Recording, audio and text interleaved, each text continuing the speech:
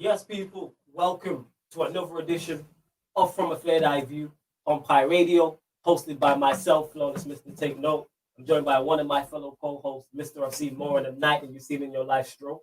And we're joined by a very, very special guest. Very, very special guest. I don't know why he's looking around because I'm looking directly at him. I don't know who they're talking about. He be out here working with Ian Wright. Nah. Working with all types of celebrities. If you look at his followers, I just see hella blue ticks in the followers, whether it's Twitter, whether it's the Instagram. You know what I'm saying? Famous cameraman as well. That's the thing is you made the transition from being famous behind the camera. Right? You're now famous in front of the camera. No, appreciate it. Appreciate people can't make that transition. I feel you. Miles in the building. What's going on? Appreciate it. That was a great introduction. I'll give you a clap for that as well. That was lit. That was lit. That was lit. Work on them still. Yeah, no, that was hard. That was hard. I like that.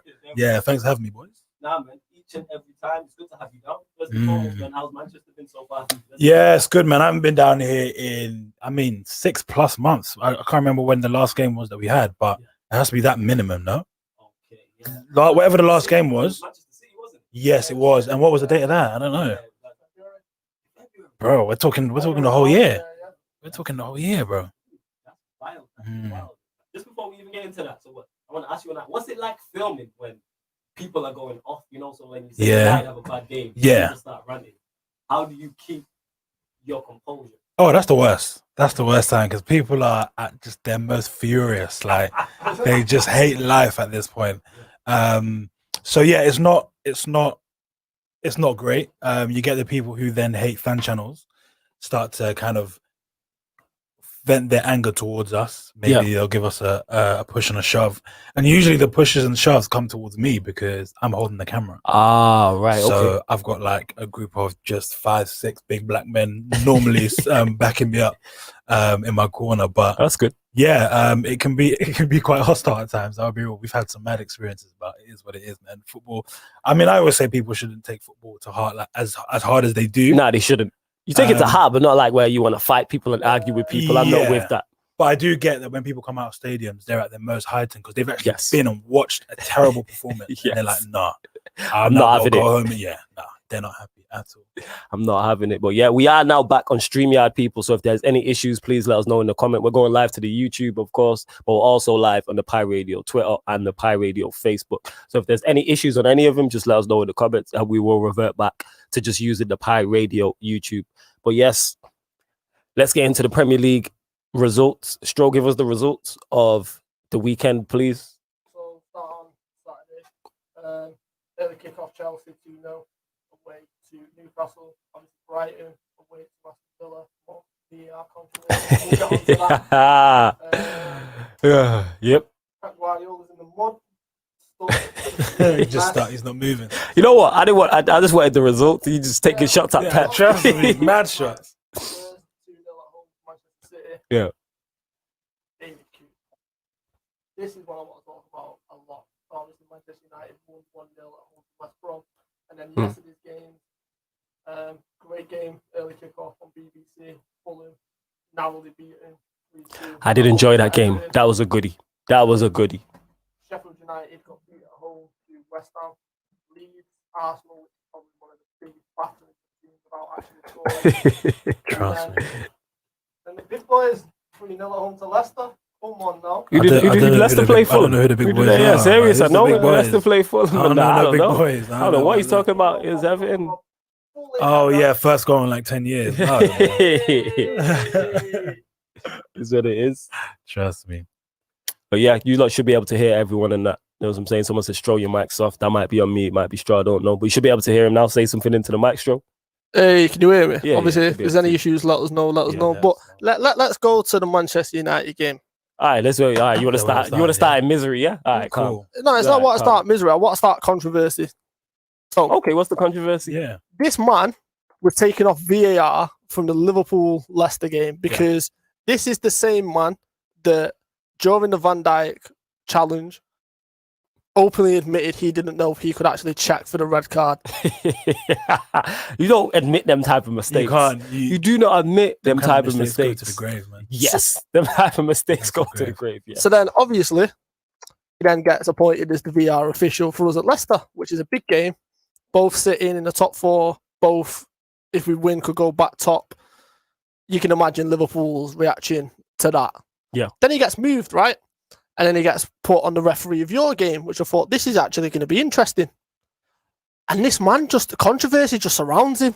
I can't put my finger on it.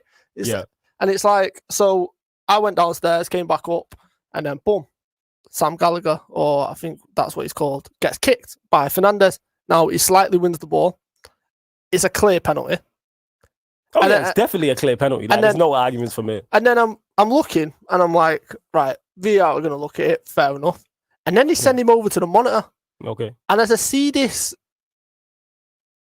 bear in mind I'm on radio, as I see this guy running over to the screen, I'm thinking he's going to overturn it because obviously since... What made you think he was going to... I didn't think he was going to overturn it. Because Gary Neville made a point 2 games in that what's the point of sending them over to the screens if they're not going to overturn it? They send them over to the screens and they keep it. It was like, at no point have I seen anyone go over to the screen and overturn it. Then lo and behold, everything's getting overturned to the point now where it's just on a 360, and every time someone goes over to the screen, it's now getting overturned. Yeah. Just the fact that VR sent him to the screen is beyond me. It's clear as day. Yeah. And then he overturns it, and I'm just like, wow. Like, this man just can't catch a break. Like, the one time where you just probably, before you even went out onto Old Trafford's pitch, I just want an easy game. This man's surrounded by controversy again. Although, I will say this, VAR for Sam Johnston's save is exactly what VAR is used for. The penalty, and the fact that, obviously, they had to retake it because he's about 10 yards off his line. So, but yeah, it's awful. And obviously, we can touch on United's performance, which we will touch on United's performance. Yeah, I'm sure. I want definitely going to get Miles' take, because Miles is someone, if you don't follow him on Twitter, you need to follow for 2 reasons. 1, to support everything he has going on. And number 2, he is absolutely hilarious. Oh, he's god troll. With his trolling and his comments and responses to games. I always go to your timeline like, okay, let me see what Miles is saying. I've kind of eased a little bit because people are starting to get to my head. And United no, not even people, like United are. And actually, when I say people are getting to my head, it's kind of a lot of the delusion around Ollie being this amazing manager who's going to take us to the top that I can't seem to get my head around. I don't understand it either. So I try and stay off Twitter because people are mad. But yeah, man, going on to this game. Yeah, give us your thoughts on the game. Yeah, I mean, awful game. Mr. Aaron United said Miles in Manchester. We're here. Come on. I ventured into. I said, come on. Into unknown territory. You know? Come on. I thought this show needed a bit of a London accent, so we're here. Yeah, we're here. But, I think you are the first. Am I? I think you are the first London. Yeah, he is. Yeah, in the studio. Yeah. See, there you go in. You breaking new grounds in that. Sky breaking records. We're here, but yeah, go on. Continue on the game, Miles. Yeah, sorry. man. It was for a team of West Brom. You kind of expect them to be rolled over, but that was far from the case. Yes. We looked lethargic. We looked as boring as always. And actually, do you know what's funny? I thought this was going to be one of the games. You know how we had the Everton win before the international break? Yes. I thought, looking at the fixtures, when we come back, United are going to win the West Brom one, and whoever we've got next, Istanbul in the week. And then we're going to go on a roll. And then that's going to save Ollie's job. Yeah. Not only did we get the win, which a lot of Ollie-inners are like, yeah, but look, we got the win, which still doesn't make sense to me. The football is shocking. Yes. And so people are like, yeah, but we got a 1-0 win. Like, be happy with the 3 points. And I'm just like, well, what happened to the 3 points when we played Crystal Palace? What happened to 3 points from other games that we should have won? Why should I be happy about these 3 points when we were playing that badly? These are games we should be winning. Yes, I agree with that. And the games we should be winning, we've lost some of those as well. And we certainly shouldn't be losing 6-1 to Tottenham. So we're beating West Brom 1-0, so I should be happy. Never in a million years, never. You got a point. Not when we play the kind of football that we play, and the only way we win the game is Sam Johnston thinking he's still a United player and gifting us the second penalty. Yes, I love the trolling. That guy said gifted us the second penalty. You know what I'm saying? Yeah, that's the only way we win the game. And you know what? This Manchester United thing, it was annoying at first, but now it's like, no, that's what we are. That's how we win games. This is how we win games. If you look back at a lot of our games, even before lockdown, it's like, all else, like you'll see maybe 1 or 2 goals on Martial here and there. What you see is Bruno Fernandes P. Yeah. with brackets next to his name all the time. Why? That's because one thing you have to give credit to is our attackers. Is the majority of 90% of the penalties Manchester United receive are genuinely penalties. I think this one is the only one I can remember in recent times where I look at and go, not a penalty. A lot of the ones we've got, even the Newcastle one we got, Bruno missed that one, was a penalty even though it was soft. It's because our attackers are very direct. They move the ball quick. They are very, very direct. So it's like that's a testament to our attackers. And that lets us know what we could do with actual proper system and a proper manager in place. Imagine what we could do with this attack. I say this all the time. It's so true. Like I don't actually mind what's it called? Getting the penalties. I don't mind it at all. Like you're saying, it shows that we can attack and whatnot.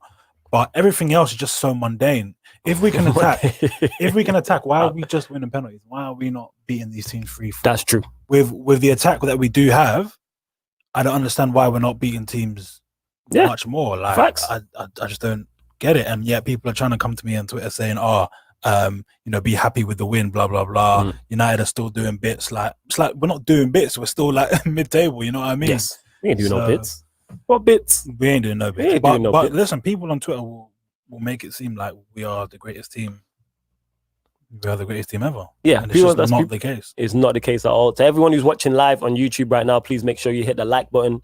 Hit the like button, share it across all your socials, and subscribe to the Pi Radio YouTube. If you're watching on the Pi Radio Twitter or Facebook, cross over to the Pi Radio YouTube, hit the like button on the video, subscribe, and then dip back to watch it on Twitter or on Facebook. We got Miles as a special guest in the building. We will get to some of the comments, people. So Nathan says, can't wait for United fans to gas a 1-0 win by VAR saving them again. I haven't seen one United fan gassing this win. Like Miles said, that was my thoughts on it. Happy about the result, yes. Oh, no, yeah, the performance. I have But But the result, that was the most painful victory I've ever experienced as a Manchester United fan. And normally I'm one of those who's like, I don't care about the performance, get the result. But that was really bad. It felt like I felt worse. I felt better after draws and losses than I did that win at times. Definitely. That's how bad that performance was. You said it was lethargic, it was slow. And we're playing West Brom. This is a team, if I think correctly, at bottom of the league, they're a championship side, haven't won a game. Yeah. And they come and look more threatening going forward than Manchester United do. They hit the bar. De Gea made a couple of saves. Yes, Martial should have scored, but it's just bad all around. It really is bad all around. Nathan, we're going to get onto that. He says, by the way, except Klopp, no one in the league can chat to Pep because certain managers have held to rock by man Jeffrin and Bojan. That's the thing is always that I don't think anyone thinks the managers apart from Klopp is better than Pep. Maybe Ancelotti, that's it. That's the only one I can think of off the top of my head. Ancelotti. He's the only one that you look at and be like, yeah, I think Pep's just going through a tough time. Is Pep done? Which we'll get into. I'm not sure. I don't know. Can't be quick to write him off. Go on, Stro. You looking at me? Go on. Nah, it's like we'll come on to City in a minute. But do you know what I found fascinating about the Manchester United West Brom game? One sec before you go. 0161 Val says, first time here, shout out, salute to you. Big up to all the new people watching in, and big up to all, you get me, the regular listeners as well, like Georgia who says big up peeps, respect and that respect. Ali said Salsa Pulis. We're gonna get into that. I've still not watched Arsenal Fan TV. I've still not watched it. Oh yes, I still not watched it. Was it fire? Yeah. Okay. And big up the Papa Pulis. You feel me? Big up the Papa Pulis. But yeah, go on, Strong. What result do you want to touch on next? I was saying that I just want to touch on the Manchester United one quickly. Do you know what I found fascinating more than anything? Go on. How easy they were breaking through the midfield and just running with the ball, but just carrying it, not just small distances, 20, 30 yards. And it was just like Gallagher, second half, exactly the same thing. Just Gallagher, just driving with the ball. And this guy is on loan from Chelsea. I hear you. He's on loan he is one of about 70 players on loan at Chelsea. And he's at West Brom. And with the greatest respect, West Brom aren't Leeds United. They're not going to run you off the park. It looked like that at times, though. I hear you. Like we've seen Leeds this season. Leeds will pose you a threat. Like Leeds will come out and attack you. They will play good football. Their statistics are a joke. And obviously we'll touch on the Leeds game shortly. But United are in a bad position at the minute. And it baffles me because I say this and it feels like I'm just repeating myself. It's like I could record it, click a button and say it every time Manchester United, even if they win, they have a bad result or a bad performance. Yeah. He's a Manchester United, biggest club in the world. You should act like the biggest club in the world. Yes. You should have the manager that reflects being the biggest club in the world. You should have the players that reflect being the biggest club in the world. Facts. Like, you're just doing what we did for 20 years. And that's just going off loyalty and going off club legends. And no, Like, that's not going to get you anywhere because 5 years goes to 10 and then 10 years goes to 18 and then 18 goes to 25 years. And before you know it, you're in the same position as us and you've not won a league in God knows how long. I don't need that. I don't need to be middle-aged in United. Nah, Still haven't won a league but this is the problem. If they don't start getting things right and they don't start being clinical with the business decisions. Yeah. And everyone says Woodward's a great businessman. He does realise that business has to reflect results on the pitch as well. That's like in order for you to get these big commercial deals that you're clearly targeted on, it has to reflect the results on the pitch. We were with Adidas because we weren't performing on the pitch. They dropped us, and that's how we ended up with New Balance. And then New Balance went to we ended up with Warrior. Warrior went to New Balance, and now we've got the biggest kit deal in UK history with Nike. Like that, United should be doing that, not us. Like United were in the 90s and into the 2000s, going into the 2010, was streets ahead of Liverpool commercially, on the pitch. It genuinely got to the point I felt like we were never going to win the league. We just always fell short. Yeah. And it just felt like there was just that weird voodoo there. And it's crazy to see United in this position. Don't get me wrong, I've dreamed about it. I've hoped, I've prayed about it. Yeah, dreamed, hoped, and prayed. Yeah, seriously, that's a lot. Obviously not. I rate it though. I'm the same in it. I enjoyed Liverpool, like just being unsuccessful. But yeah, go on. It's just crazy to see he's in this position, and yeah, the more you keep Ole Gunnar Solskjaer, the more rival fans are happy. Is all I can say. No, it's facts. This is what I tell everyone who's like, oh, Ollie's this, Ollie's that. Ask a rival fan if they're Ollie, and I've speak to a lot of rival fans, including Stroll.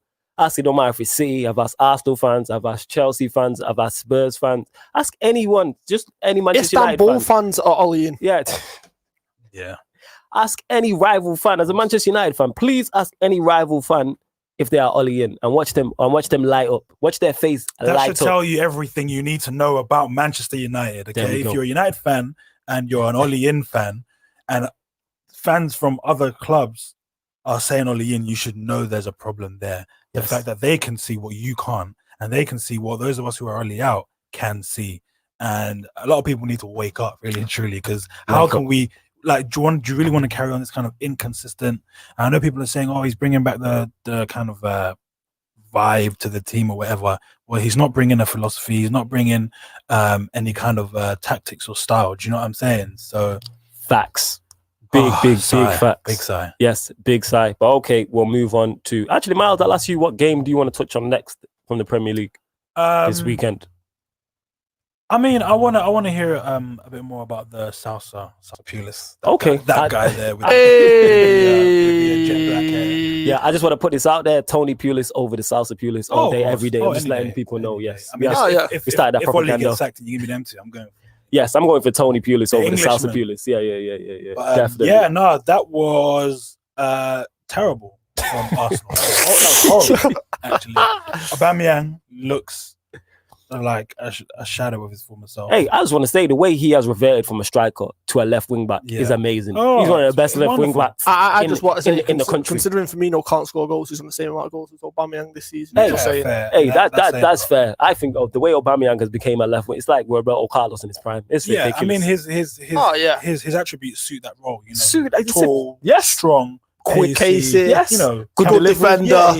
Can't score goals. Not really a score. Yeah. So that's what I'm saying. He fits that role a lot. High wage. What I'm going to say, high wage living, the most expensive left wing back ever. The highest paid in football history. In football history. No, it must be. So big up to Aubameyang. You know what I'm saying? But every left back in the world is jealous of him. That is true. I'd have him at my team at left back. Definitely at United. I'm concerned because Andy Robertson's looking at him thinking, well, if he's getting 350 grand a week, that's true. I should be getting 400 grand a week. So then our wage bill goes even more for him. Because even Tellez, who's just come and he's looking at it like, I'm a quality wing back. Okay, let me go. I'm left footed. I'm doing business. Yeah.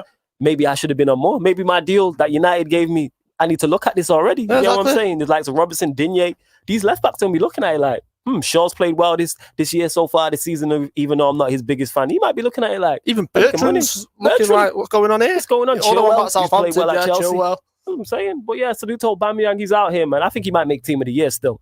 You know what I'm saying? Oh, yeah. If he's playing a back three, he might make team of the year as a left wing back. He's in the conversation right now. His contribution to that team is second to none. Yeah, he's a good attacking threat.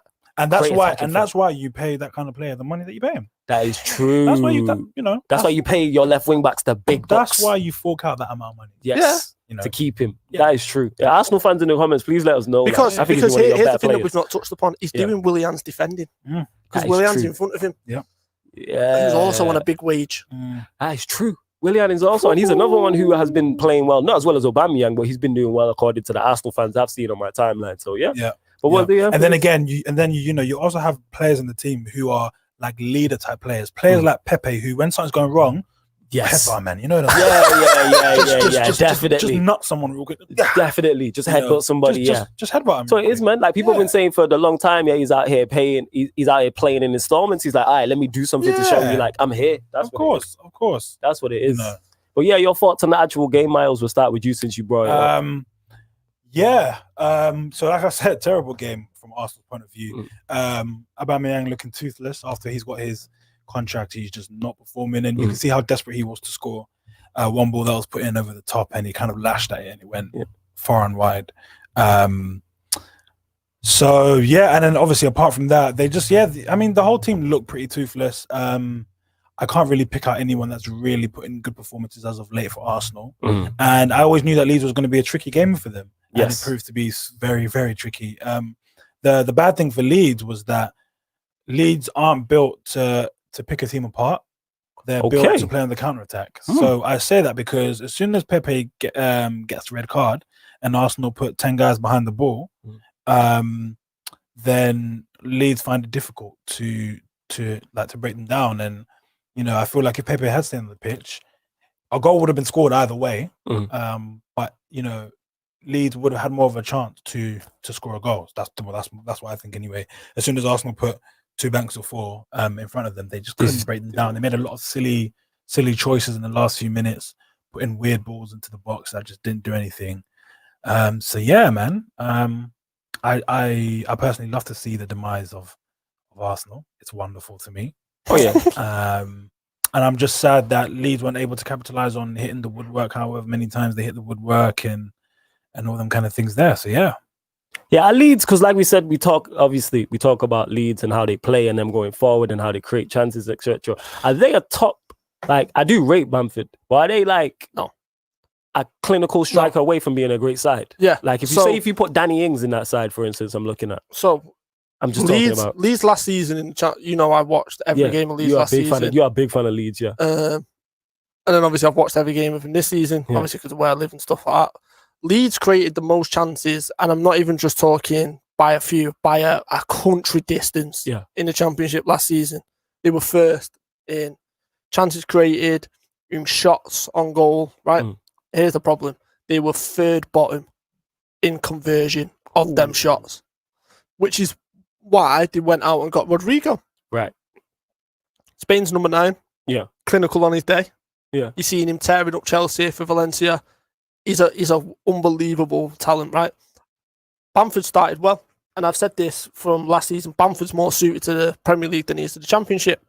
Okay. Because you get a bit more time. Yeah. And you can see that with some of his goals.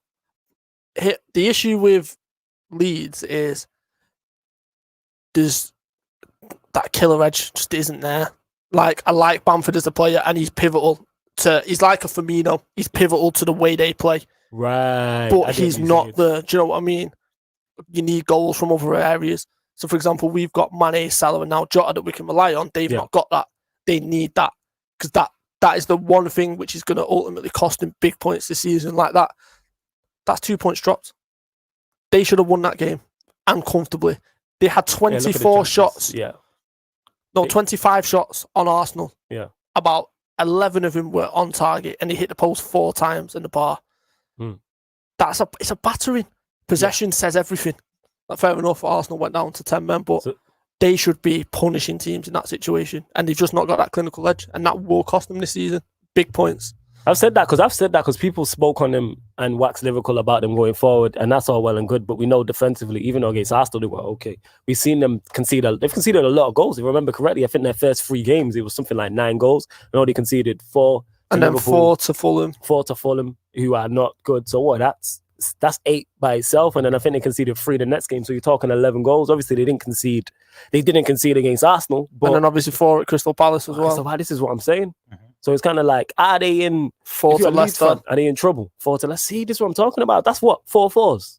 Yeah, 4-4s. If this was anyone else, we'd be talking about how defensively bad they are. But because it's Leeds and they come up and the way they play football and their patterns of play going forward, it kind of gets bypassed. Obviously, everyone knows I want Leeds to get relegated, without question. For me, But no, they're not in trouble. I don't think. Okay, so why don't you think they're in trouble? Because January's around the corner and you've got a certain Marcelo Bielsa who is realistically is Pep's Yoda. Pep's style is Bielsa's. Like, he is the godfather of Pochettino. It comes from the school of Bielsa. Yeah. This man is a genius. Like, and I can't stress that enough. This man is a genius. For him to do what he's doing with that Leeds team, and let's break this down. Liam Cooper came from Hull, League Two player. Yeah. Luke Ayling was released by Arsenal as a youth, 15 years old. Yeah. Stuart Dallas, Northern Ireland international, granted, but played championship his whole life. Yeah. Jack Harrison on loan from City. You've then got, there's no real standouts. Right. Do you know what I mean? Calvin Phillips, like, although I think Calvin Phillips is the star of that team because he can do everything, pass the ball, he can defend, his positioning is unbelievable. There's no standouts apart from Rodrigo. And then obviously you see what he's then been able to do. They just came up from the championship. Robin Koch, German international, starts for Germany. Rodrigo is the Spain number 9. Spanish international. Llorente, who's not featured this season, but literally he was an integral part for Real Sociedad. Another Spanish international. He's a Carlo Ancelotti type. And what I mean by that is he's got a little black book. And you know he can just rely on that. So I think they will go out, and they've just had more investment from the San Francisco 49ers. Yeah. They've just signed a deal with Jay-Z. So that's going to be going forward. There's a lot of money being pumped into Leeds, and they are in a great place. And the fact that fans are now going to be allowed back into the stadium, they're going to go out and they're going to spend big in January, and they will sort out areas that they need to sort out. Okay, no, I can see that. I could see that happening. It makes sense, like, because of the quality in the Premier. The fact that they create chances, you've always got a chance. Because then, all it takes is for you to bring in a player who scores goals, or one player to hit form and put some results together. And you can see, as bad as United are, we're not even that far off the top of the league. But the thing that Leeds have got going for is shocking to me. Yes, that tells you the quality. That tells you the quality of the Premier League. Yes. Tells you the quality of the Premier League. Go on. But the thing is, it's like, I think it's the bottom 4 are on the highest points is 4. And then after that, there's a big gap, which is 9 points. Right. So there's a 5-point gap already. Ooh. Do you know what I mean? So when you look at it like that, so let me just get this table up. So you've got 2 wins. You're literally 2 wins away. You've got Sheffield United on 1 point, West Brom on 3 points, which is, when you look at that United performance, it just gets worse. Fulham, 4 points. Burnley are on 5 points, but they're playing as we speak. You then got Brighton, 9 points. Newcastle, Leeds on 11 points. Like, jeez, there's a big gap. That's what I mean. There's already a big gap. So for them, just for playing it the way they played and come out and actually had a go, which a lot of teams who come up don't do, it's paying dividends because there's already a big 6-7 point gap. Yeah.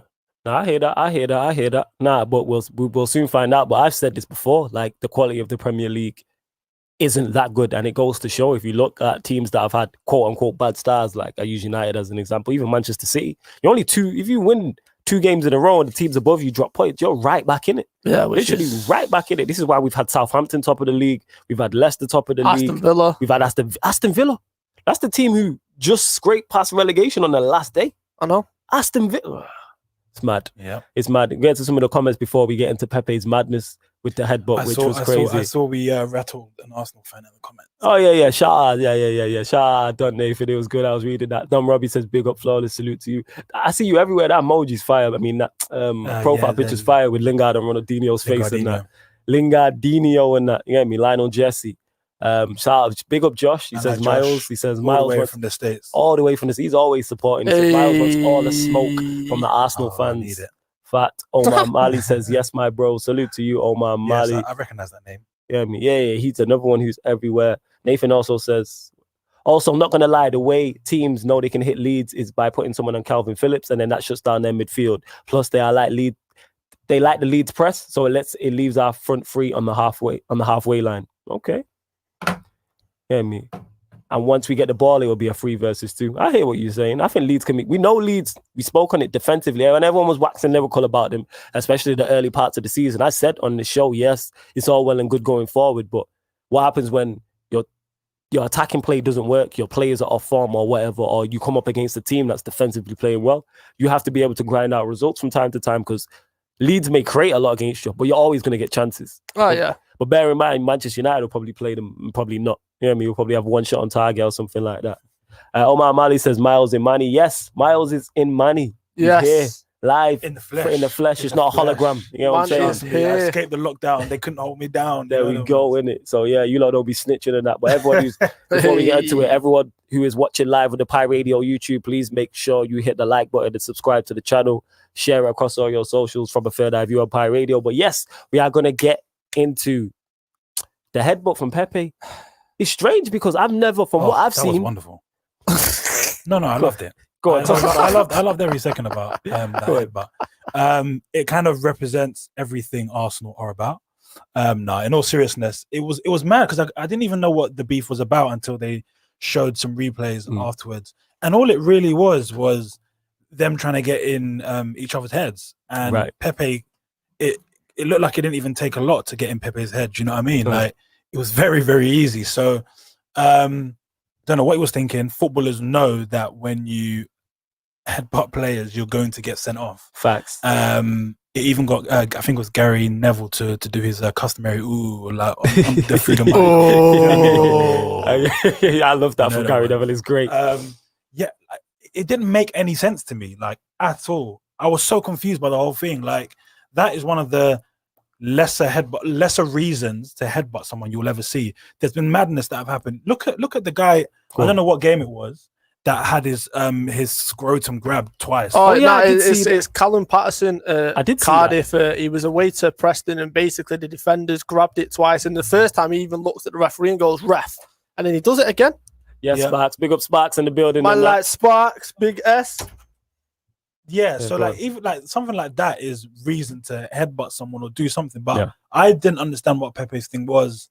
I think he thought he was being a big man or whatever, and it just didn't work out well. And then he's being a big man. Yeah, I you know, like some people have like I don't really know. It was so confusing to me. And I'm sure when he got sent off, he was thinking, do you know, I don't know what I've just done. Yeah. Didn't help his team out at all. Not in the slightest. Not in the slightest. Not in the slightest. And what was I going to say? Yeah, I just, bro, like as soon as it happened, and I was looking at the replays, like, but honestly, what was the reason? Like, what was the actual point? And it kind of brings up the whole conversation that people have already thrown at Pepe about if he's even good enough, if 72 million is worth it. And yeah, it's now brought up that conversation tenfold because even some of the Arsenal fans on AFTV, bro, if you go watch it, go on, I'm gonna definitely watch that. You know, probably tonight. Some of them are saying, you know, he's let us down, blah blah blah. And while it happened, they were like, I don't want to see this guy play for our team again, bro. It's that real? Like, why would you do that? There are already questions about you. That's true. It's not even like you've been flying in terms of form, and then you go and do that. Like, we're already doubting you as it is, and then you go and do that stupidness with that price tag. You know, you kind of need to keep your head down. What's it called? Even Pogba keeps his head down more than that. And Pogba's in the eye immediate. You know, imagine Pogba did that. Oh, he's done. Oh! If you just sell him now, he's finished. Rip up his contract. He don't care. If Pogba even just coughed on someone by mistake, he's out. He's out. Definitely. What was your thoughts on his stroke? He's a disgrace. Wow. Okay. I think so, bro. Because he is. And firstly, I just want to say thank you to Pepe for taking the title away from Liverpool for the worst transfer flop in Premier League history. We had that with Andy Carroll. I just want to say this. Let me cut you off. Yeah. We do need to have that conversation at some point. I don't think today's the day, but we definitely need to have that conversation. There's no conversation to be had. It's because him. It gets swept under, but it gets swept under the carpet. For 72 a lot gets swept under the carpet. Pep Guardiola, and we're going to touch upon that in a minute. But it's like the thing with Pepe, right? Is Alioski is one of them players. He's a Craig Bellamy type player. Mm-hmm. Fans love him. Yes, he's a wind up, and he will do anything to throw you off your game, and he will get in your head. And because of his size, he's not a similar size to Pepe. He's a lot smaller. Yeah. Pepe, one of them where he likes to touch the ball out of his feet. He likes to move. Alioski's just nibbling away at him, and he was doing it all through the game, just constantly nibbling. And it was starting to really irritate him. And then you see the incident that happened leading up to the thingy. It's just literally Pepe trying to push him away from him just to gain a bit of space and a bit of yards. And Alioski's just stayed there, and you could tell he was starting to wind him up. And then it's just out of nowhere. He actually goes looking for him. And And this is the problem, right? If I'm Arteta, and fair play to Arteta for coming out and saying, look, it's not acceptable. It's not. You could have cost Arsenal 3 points. Well, no, he did cost them 3 points. Yeah, because they didn't go on to win the game, but their opportunity to win the game was gone. Yeah. Yeah. That's a fair point. That's a fair point. So he's cost him, right? He's now banned. Sorry, Nathan said it's the African French in him, man, was raised on the roadside. So he was on crud as it is anyway. But it's like, you're a professional footballer. Like, what are you doing? That was the strangest thing to me is like, from when watching Pepe at Arsenal, it doesn't seem in his character. It's not like he's a wild, fiery character. But that's the frustration of his time at Arsenal. You reckon that's what it is? All rolled into one, because he's come for a big price tag. Yeah. Which there's a weight of the burden of that alone is literally destroying him, because every time he has a bad performance, every time he does a bad pass, a bad shot, it's with £72 million worth of player. And he's still young. Yeah. Like, let's not forget that. And I'm not making excuses for him. It's like 22, 23. Okay, so he's got time to improve then. Pepe, I think. Oh, is he having that? Yeah. 27. Nah, so I swear he's young. I could be wrong, but so it's like, do you know what I mean? That kind of price tag alone is enough to break certain players. Yeah. So then there's that. The fact that he's not getting regular game time. Yeah. The fact that Willian is ahead of him now, which obviously will be frustrating. The fact that his performances aren't good enough. And then all that just rolls into little Alioski just getting into his head, and he's just had enough. And you can't react like that. Pepe Like, the character is a joke. 25. Oh, yeah, He's 25. Okay. Yeah. Miles So it's like, making sure he got that. He so did that stat quick. So here's the thing, right, with this whole situation is, is what do you do now? Because you were quick to condemn Xhaka with his reactions. Like, for me, he shouldn't play for the next couple of games, and he needs to learn a lesson. And I'm not being funny. For his career, for Arsenal, they can do better. Get rid of him. He's not good enough, and he's not been good enough since he moved there. Yeah, it was an Emery signing, if I'm correct, yeah? Yeah. Okay, so obviously Emery's gone, Arteta's coming, and then, because I've seen him and he does look like there's a player in there. It just seems like similar to United. 100%. I hate to reference United all the time, but it seems there's a player in there, but you're just not being given the best possible platform to succeed at Arsenal. Well, how can you? Because they play 11 men behind the ball. Yeah, that's true. That is a fair point. As an attacking player, like, how you meant to shine as an attacking threat when you're playing right back, like, and we joked about Aubameyang at the beginning. Legitimately, I seen this man at right back clearing the ball up to no one. Who, Pepe? No, Aubameyang. Oh, this is great. He was legitimately at right back, and I was just like, what is going on here? Is wild. Stefan here says, sorry, I'm late. Did I miss the Ollie slander? Yes, you did, but obviously you can go back and watch the show. It was brief, but it was brief because I'm tired of slandering this man, because people might think that, like, I dislike him, and I don't. I just think he's not good at his job, and he's causing me pain as a Manchester United fan. That's what it is. Shout out to Hit and Miss podcast. Yeah, he's saying he's 25. Yeah. Hey. Shout out. He was on the long live stream I did yesterday. So yeah, go check that out if you got 5 hours to spare. But yeah, next result, strong. What's the next game? I know where you're going to go, actually. Stupid question, but go on. Tell me anyway. Let's talk about it. Tottenham. Okay, let's go. Manchester City. All right, before we get into the game, let's talk about Pep. Is he done? I'll go to you, Miles. 100% yes, he is. He's finished. Okay. Do you think he's finished at Manchester City, or do you think he's finished at top level? Not at top level. Okay. He obviously needs a lot of components to make him the manager that he is. Yes. We can't deny that. He is a kind of Jose Mourinho type figure in the sense of, and I think he gets a bit of a blight because, you know, someone will say, oh, what does Jose need to be a successful manager? He needs this, he needs that, he needs the players, blah, blah, blah. But Pep needs them just as much, I think, anyway. And with that being said, obviously the whole thing of him not staying at a club for longer than 3 years or whatever it is, I thought, okay, cool, that is a thing he does, but let's kind of wait and see what happens with City. Maybe he'll be there for longer, or maybe it's just a bit of a myth that, he doesn't like to stay somewhere long enough. Maybe if he was given the tools to stay somewhere, he would want to stay there. And City is that place where he's been given the tools, and it's even better for him because City were nothing before him. In a broad sense, they obviously they were. Like, no one really cared. I say this all the time. Yeah, but in terms of history, they were nothing, right? Yeah. So you bring in Pep, who literally, it's like a FIFA career mode where you have a team and they've just immediately got 200 mil. Like, you know what I mean? You buy Messi, maybe you put Cristiano Ronaldo next to me if you want. Do you know what I'm saying? So he's got that kind of structure there, where, do you know what, this can be your team if you want. We'll do everything for you. Like, and City did go on above and beyond for him. like, Yeah. to Oh, get his team in the above and plays he beyond. wants. above and beyond, and Yeah. even As you with should. with this structure that he's got, it still shows that the 3-year thing is a thing. Like he can't mentally keep himself tuned in to a club for longer than 3 years. And I don't feel like the Manchester City project was as exciting to him, is as exciting to him now as it was when he first took over. I think he thought, I can win a Champions League with them. Hasn't happened at all. And I think a lot of us who aren't City fans could tell that was not going to happen under Pep. You can't just buy a Champions League. You can buy a Premier League, you can't buy the Champions League. And I think he's now realizing that, I've done what I can do. At most, I can win another Premier League. That Carabao Cup is their cup. They might as well call it the Yes, it is their cup. Yes, it is their cup. And I don't think he can do much more than that. I think his players aren't as motivated as they once were. And I think he's not as motivated. I mean, you can see it on his face, to be honest. And I mean, that Tottenham result shows like they just don't look at it at all. Kevin De Bruyne looks like he's got the world on his shoulders with this team that aren't really clicking. He does, because they've lost a lot of big players. That's what it is. Jan City I was Yeah. talking to, she was saying that because she was saying how it's like it's on De Bruyne everything to create. She's like, Rodri's good, but she's like, he's not a creative player, so it's on him. Obviously, they've lost David Silva, who's a massive miss for them, as we are seeing. Aguero's not fit. That's a massive miss for him. That's 2 of your 3 of your best players. You've lost David Silva. Aguero's not fit. I didn't think Fernandinho's not played either. Exactly. So that's a big issue. And I think also what adds into that with Pep, people were talking the 3-year thing, their recruitment's been bad. I don't know if that's on him. That's on whoever's recruiting at Manchester City. It Their must be on recruitment has him. been bad. Must be on him. You reckon so? You blaming him? Who else? Do you honestly think Pep's going to go in there and not have a say in the transfers? No, that's true. Does Man That's City true. have a clear structure like United are supposed to have, or Liverpool have? They don't. They said to him, please take our team and do with it what you want to do and make it a good team. He's done what he can do. He's one man.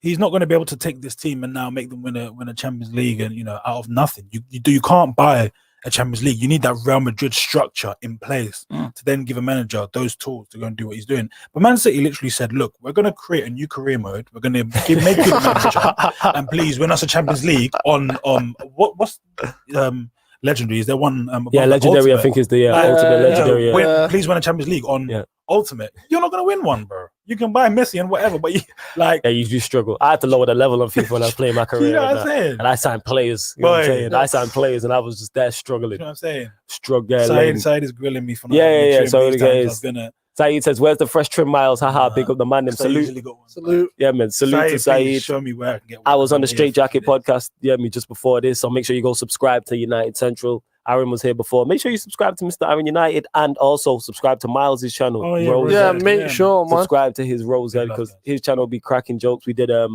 unpopular opinions. Which leads perfectly onto my unpopular opinion, which has been an unpopular opinion for about 6 months. I said on Miles' channel, and I stand by what I said. Last season, Pep Guardiola was not in the top 3 managers in the world. Right? The man lost more games than Ole Gunnar Solskjaer in the Premier League. Let that sink in for a minute. Pep Guardiola, the Messiah, one of the greatest managers of all time, lost more games in the Premier League to a PE teacher, as he's lauded Solskjaer, right? Lauded. And you look at it this season, Solskjaer's job's on the line. Am I wrong? He's always 2 or 3 bad results from away from. Am I not right in saying that City are actually below yous in the league table? Yeah, we're 10th, City at 12th. Yeah. Where's the same energy? Where is it? There's no energy that ever gets put to this man. This man had one of the worst title defenses in Premier League history. It was the worst to me. We had arguably one of the best title races in Premier League history the season before. Yeah. Went down to the last game, 1 point in it, unbelievable season. And it's like they just broke. It's like the confidence just went. They just look a shell of themselves. There's no confidence. There's no character. There's no leadership. There's no guidance. There's no drive. They just look a mess. And that comes from the manager. Yeah, it does come from the manager. It comes from the top up, or from the top down, shall I say. And listen, by no means am I saying that Pep Guardiola isn't a great manager. Historically, he has been. And he's won some wonderful things. But let's break it down. Barcelona, you had Lionel Messi in his pomp, Xavi, Iniesta. You had Henry at your disposal, Eto'o at your disposal, Puyol at your disposal, Piqué, Jordi Alba, Victor Valdez in his prime. I'd win trophies with that team. You then move on from there, right? You go to Bayern. Get it off your chest. It's a one-man league, realistically, until Klopp was there. Oh yeah. Lewandowski.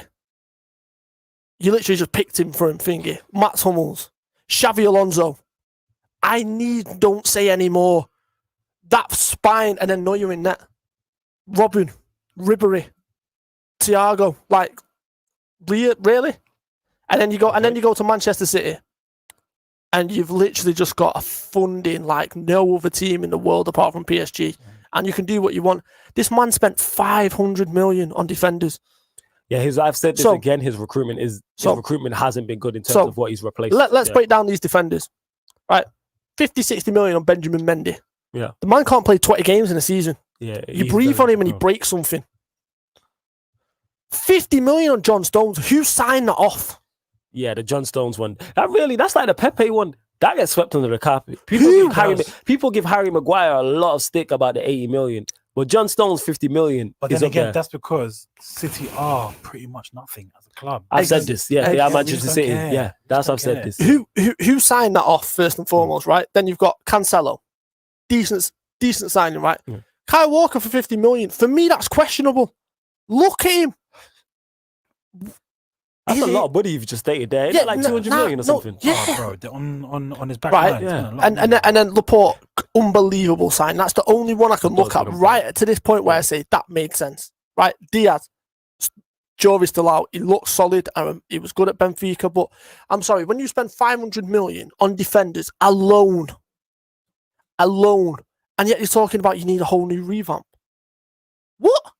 Yeah, the first rebuild's gone terribly wrong. His recruitment has been bad. Because like I said, even if you look at City's better players, they haven't been, like Aguero wasn't your signing. Like Rodri. Silva wasn't your signing. No one talks about the Rodri one. Fernandinho wasn't your signing. Yeah, Company wasn't your signing. That's the span of your team. But this is the point. Rodri at no point was in any position to replace Fernandinho. I watch Spanish football. Yeah. Rodri is not a similar type of player to Fernandinho. Fabinho is the replacement you should have gone and got. Yeah, that makes sense. Yeah. Because they're very similar. Yeah. That's the one you should have gone and got. But no, he wants to play with a certain continental style. And I get it, right? But listen, this man has been broken mentally, realistically. Yeah, I think he has. Klopp went there to Germany. Yeah. Took league titles off him. Pep didn't like that. And you know he didn't because of his ego. He then comes to City and he thinks, I can dominate everything. No. Klopp then follows him. He's the only one I've ever seen do this to Pep apart from Mourinho when he was at Spain. And it's... I want to see the fight out of Pep. I'm not seeing it. I've spoke about this. I said I wanted him to go out on his sword. As good as you are, and you've been a champion, and you've been lauded, and rightfully so, all the trophies that you've won. Like this is Fergie. Fergie would fight back. Fergie's planning from the second that he lost the title. This is what we're doing. Yeah. Look at the season when you lost the title. What do I need? We're not great as a squad. Give me Van Persie. I'll take him from Arsenal because I'm Sir Alex Ferguson. I'll win us the league with that one signing alone. Where's that GOAT tier energy? Like, if you're going to be talked about in the same breath as Ole Gunnar Solskjaer, GOAT tier energy, I like that. No, but if you're going to be talked about, not Solskjaer, if you're going to be talked about in the same breath as Sir Alex Ferguson, you need to conduct yourself. You're not. There's no fight. There's no backbone. Where is it this season? You just sat in 12 for crying out loud. Yeah, it drives me mad because if this is Liverpool and Klopp does this next season, if this is used, because we're Manchester United, because we're Liverpool, and we are streets ahead of Manchester City historically. This is all over every single newspaper. It's in Sky Sports, BT Sport are talking about it. Every single newspaper across the country, probably in Europe, are talking about it because it's Manchester City and because it's Pep Guardiola, who's a media darling, because they're just in awe of him. They don't want to question him because they're scared. Miles spoke on it. There is that point that you ended up on there about him being a media darling. Also because it is Manchester City. And I've said this. Nobody really cares like that because it's Manchester City. If this is Liverpool, if this is Manchester United, different conversation. If Klopp wins the league and then, like, say this season, and then this happens and they're sat 13th and players are leaving and they're getting beat, etc., different conversation. Same with Ollie, who is not good enough to do the job. Anyway, look at how he is always... United are always a headline. I say this, United move media. When a Manchester United player does something, it doesn't matter if it's one of our more high-profile players. So say, for instance, a Pogba or a Martial or a Rashford, or if it's a Brandon Williams, for instance, it's news. Whereas Manchester City, their top players, not really. there isn't that much fuss about him. And I think it works both ways. And why someone like a David Silva doesn't get the props he deserves is because he played for Manchester City. And again, just people just don't care. Like, that's what it is. Hit and Miss podcast shout out. Hit and Miss says here we go. What can he do to change the squad? So we'll go with you, Miles. And how does he reinvent City to get back to the top? It's a weird one because they spent a lot of money on individual players. So I think their spending needs to stop. The amount they spend, and their recruitment needs to get better. And I don't know what the structure is at City and how they achieve that. If I knew a bit more about that, then I'd be able to kind of offer a better answer. But clearly, I think there's they see a player who seems like could be something great in the future, and then they go and spend 50 mil on them, and it's like that was a gamble. Yeah, and United have started doing that as well. So that's the only thing I can attribute it to.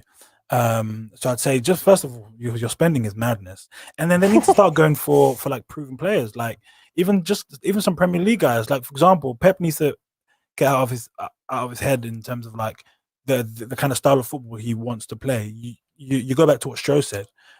Fergie was trying to figure out what he needed to win that title, and he thought, you know what, Van Persie is the sole ingredient I need. And I think there was even moments in that season where he got angry at. So I think Patrice Evra said one time, or someone said that Fergie got angry with them because they were losing the game at half time, and they were like pass the ball to Van Persie. This guy is going to win us the title. Give the ball to him. Don't you dare do anything else. He was shouting at Rooney because I remember the actual comment. He shouted at Rooney because he didn't play the ball quick enough to him when he was on the shoulder, and then the Aston Villa moment happens. Yeah, Aston Villa moment, it did, and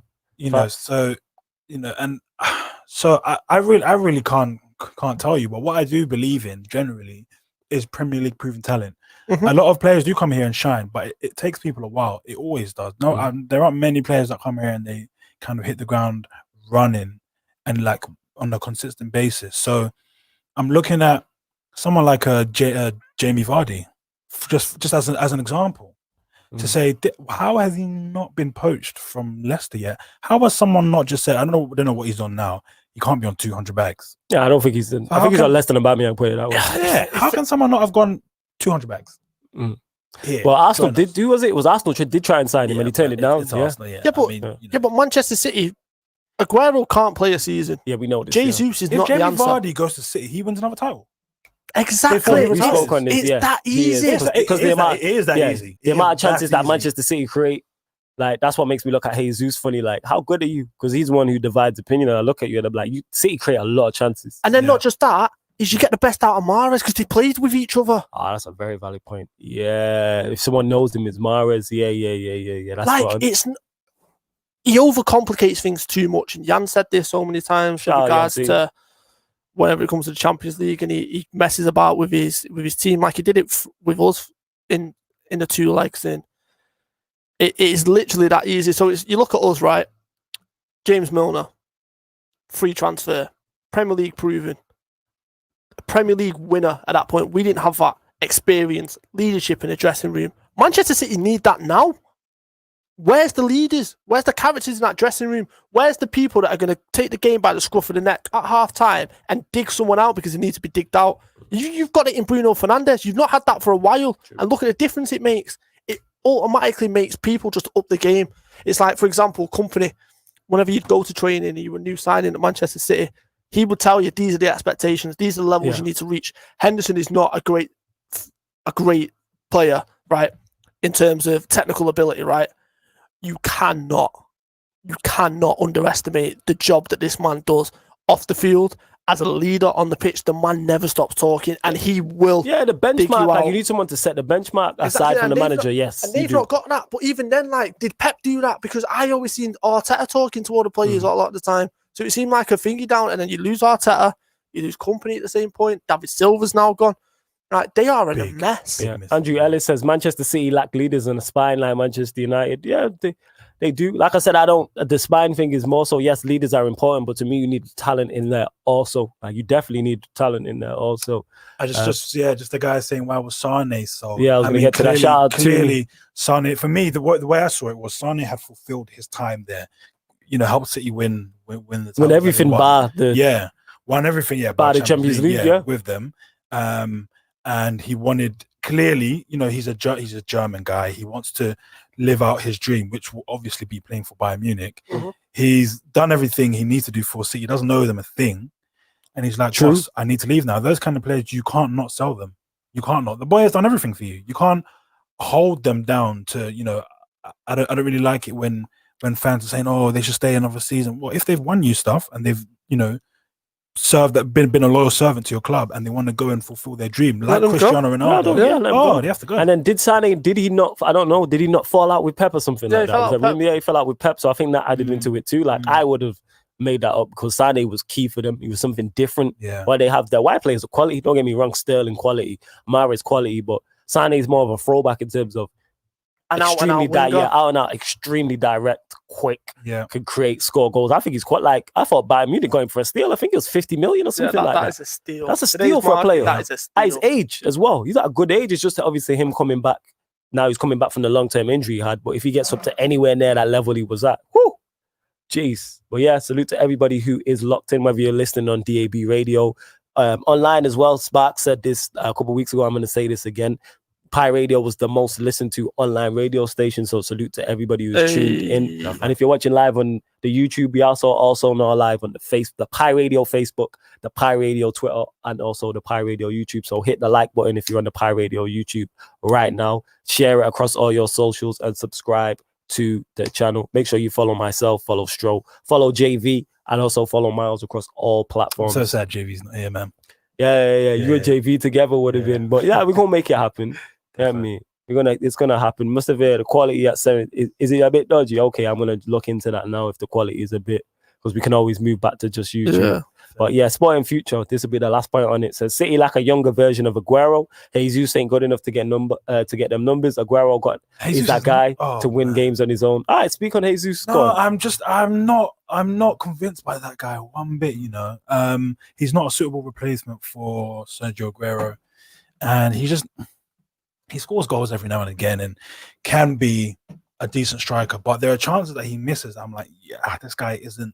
I mean, Sergio Aguero is obviously, for me, the best, what do you call it, import from another country that we've had. He's quality. He's different quality. And I think Gabriel Jesus kind of had the element of he could be something serious. And I remember when he first came, he was doing, a few bits, and you thought, you know what, this guy can be a solid replacement for Aguero. But as of late, he's just not looking like he's gonna do it for them in the long term, which is why I go back to what I was saying about Jamie Vardy, bro. 200 a week, yeah, and Jamie Vardy's in your team. For me, that is another Premier League title there and then, 100%, bro. And I don't understand why no one's gone for him. Like, you think of someone like Harry Kane, why no one's gone for him? He may prove to be too expensive, right? But Jamie Vardy's a good enough second backup to Harry Kane. Do you know what I mean? So I am shocked, bro. Like, up until today, why am I not seeing on Sky Sports that City are interested in this guy? I just don't know. Not even that. You look at City, they could structure a deal where it's 50 million plus 2 players. Yeah. Leicester would take that. Yeah. Oh, yeah, definitely, without question. Without question, definitely. Yeah, Toomey says Sané can enter any team, but yes, it seems. Shout out Manny says yes, man. Them always working. Salute to Manny. Yes. Make sure you go subscribe to Fake Football TV. Make sure you support the whole circle. You know what I'm saying? This circle we got is strong, man. This team really is the Avengers. If you look at everybody's doing this YouTube thing, it's strong, Very strong. Strong. You know what I'm saying? Extremely. Andrew Ellis says Man City need a plan B, like a target man when things don't go well. That's facts. They need a Dzeko. Like when they had that when they had Dzeko, and this is yeah. what we said last week. Yeah, when they had Dzeko. But all right, moving on. Next result you want to touch on, Stro? Moving on to some of the points that Miles made with regards to looking within the Premier League. Yeah. We found a star. Go on. Jota. What a man this guy is. Yeah. Oh, he's so sick. Like, listen, and let me just name off these names, right? Alisson. Yeah. Trent Alexander-Arnold. Joe Gomez. Van Dijk. Robertson. That's our back 5 that have been out this season. 2 of them are long-term season enders, and it's our 2 starting centre-backs who were crucial last season for us. Van Dijk's the best centre-back in the world. He's that good. Fabinho's been out. Thiago's been out. with an injury. Henderson's been out. That's a starting midfield three for us. Do you know what I mean? I get what you're saying. Yeah. And then you look, last night's game, Leicester on form, Jamie Vardy on fire this season, Milner at right back, Fabinho just coming back from a hamstring injury, coming up against the pacey Vardy, Matip, who hasn't played back-to-back Premier League games for 3 years, Robertson, who's just come back from a hamstring injury himself, Curtis Jones thrown into the deep end in a big game. Unbelievable performance. James Milner and Robertson it's a toss-up for them two for man of the match. They were that good. And James Milner, and this is what I was saying about Manchester City, from minute one, he set the standard straight in, won the ball back, playing the ball direct down the line into the runs of Jota. And it's an unbelievable performance. And it's the best very good goal by Jota, the header. That's a very, very, very good goal. Good delivery as well. But and this is what it comes down to, is Klopp would have listened to pundits, rival fans, writing us off from the title challenge. And there's a story which I remember, and it was after the game where obviously Manchester City won it famously, but yous were all sat in the dressing room at Sunderland, and Fergie could hear the Sunderland players laughing. Yeah. And he sat everyone down and he went, just listen. And you could hear the Sunderland players laughing. I think it was the crowd as well. Yeah, and the crowd. And he went, that's the last time we ever let them laugh at us again. Yeah. This never happens. That kind of character, that kind of leadership, the fact that you can, from then, because mentally that's enough to break certain managers, like to lose it in that fashion.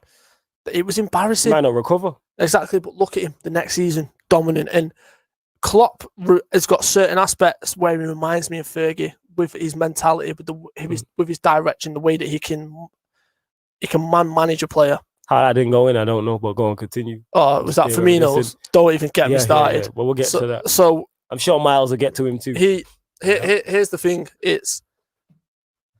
And the performance last night was absolutely unbelievable, and great start. Milner was outstanding. Robertson, absolutely outstanding. Curtis Jones, so much composure, but so experienced on the ball. Like, he wasn't just giving the ball away, he was just constantly ticking it over. And it's a mature performance. It's the best performance we've had in the Premier League since Leicester away in Boxing Day. Wow. What a header that is. It's a great header, yeah. How do you miss that and score that header? What I want to know is why teams all of a sudden stop putting players on posts. From corners. Because like someone on the post clears that. What's a header? I think, are they fearful of the whole offside thing? But then again, it's kind of hard to... Yeah, like that makes no type of sense. Makes no type of sense. I don't understand that at all, in the slightest. In the slightest. But yeah, I predicted Liverpool, even though everyone was like, yeah, Liverpool have that knack what Manchester United have, where it doesn't matter who's injured, who's out. When you're just in that form and you just have that air of, not being invincible, but you have that air of confidence. This is why I predicted you to win. Like I said, United have had it where it's like, you just know United are going to score. What game was West Ham, was it? When you played West Ham. And it was 1-1. West Ham missed the sitter. I can't remember who it was. And I tweeted out, I said, Liverpool are going to win this game. And Stroll tweeted me, I was like, nah, we're not. And then who scored? Jota. Jota scored. And I was like, see, I told you, I just knew it. They just have that, Liverpool just have that annoying knack that Manchester United, that obviously being a United fan, I like that United had that. But they don't have that. You get what I'm saying? Yeah, but this is you do have that. No, but this is what I'm saying. This is why I'm saying that Klopp reminds me of certain aspects of Fergie, because that's a mentality thing which is driven by the manager. That's a very, very, very valid point. So, for example, one of my favourite stories about Fergie, and then I'll come on to the Klopp story, is we all remember the Chilean miners, right? Yeah. So you've got, obviously you have gym days, so you're on the bikes in the gym, and obviously it's on the news about the Chilean miners and how they escaped and what an amazing story it was, etc., etc. And then Fergie just starts bringing these kids in one by one, and it's the Chilean miners. And Ferdinand sat there, and I remember Ferdinand speaking when he was on Poet and View, an excellent podcast, and I was watching it. Definitely, and this is what Ferdinand said he was like, we're just seeing these kids coming out, and there was about 30 of them in front of everyone. And Fergie went, I just want you to listen. And I just want you to look at these kids. That's togetherness. That's fighting as a team. That's doing everything you can for each other. And then obviously the kids went, signed autographs and stuff like that, and then the kids went, and then Fergie stood up and he went, if you aren't willing to put yourself on the line for him tomorrow on the pitch, I don't want you in my team, because that's a team right there. Imagine that kind of speech Yeah. I get what at that moment. And then Klopp, for example, when he first came to Liverpool, everyone laughed at us for the West Brom thing. Yeah. It was the togetherness between the fans, because we didn't have that, because we were trying to put the prices up and stuff like that. And then Klopp, nobody knows this story, took the players away to a mansion. Similar to what you're seeing on I'm a Celebrity now in Wales, stuff like that, right? No heating, hardly any food. Get close to your teammates. I don't care if it's cold. I don't care if you don't like it. You're going to need him at some point in the season. He's going to need you at some point in the season. You get together. That kind of mentality is Fergie-esque. And you look at the direction that he's took the club in, everything from youth academy level all the way through. So when you do break into the first team, it's no different because you're playing that way at youth level. Yes. That's exactly what would happen under Fergie. Yeah. That's why Pogba was so successful when he came in. Ravel Morrison was so successful when he came in. Welbeck broke in. Makeda broke in. Do you know what I mean? Because it went all the way through. So I want to see that from Pep Guardiola. And this is the thing that frustrates me is I've studied managers, because obviously I've done my coaching badges and stuff like that. I idolise Sir Alex Ferguson. I'm a Liverpool fan, for crying out loud. I love this man. Man management, you can't teach that. And you look at Fit and you look at Klopp now, I guarantee he'd have got newspaper articles and he'd have seen Liverpool written off and he went, we don't need any more fuel. Yeah, that's we the go energy. and win the second one. Yeah, that's what Fergie would have done. Yeah, he would have used everything in his power to motivate his players. And like I said, that's why I predicted you to beat Leicester, because you have that, like I said, everything was against you, injuries, etc., etc. And look, you come through with an impressive. I put it this way: if Liverpool would have lost this game, no one would have been talking about, oh, you're not title challenges, there's no issues. It would have been injuries.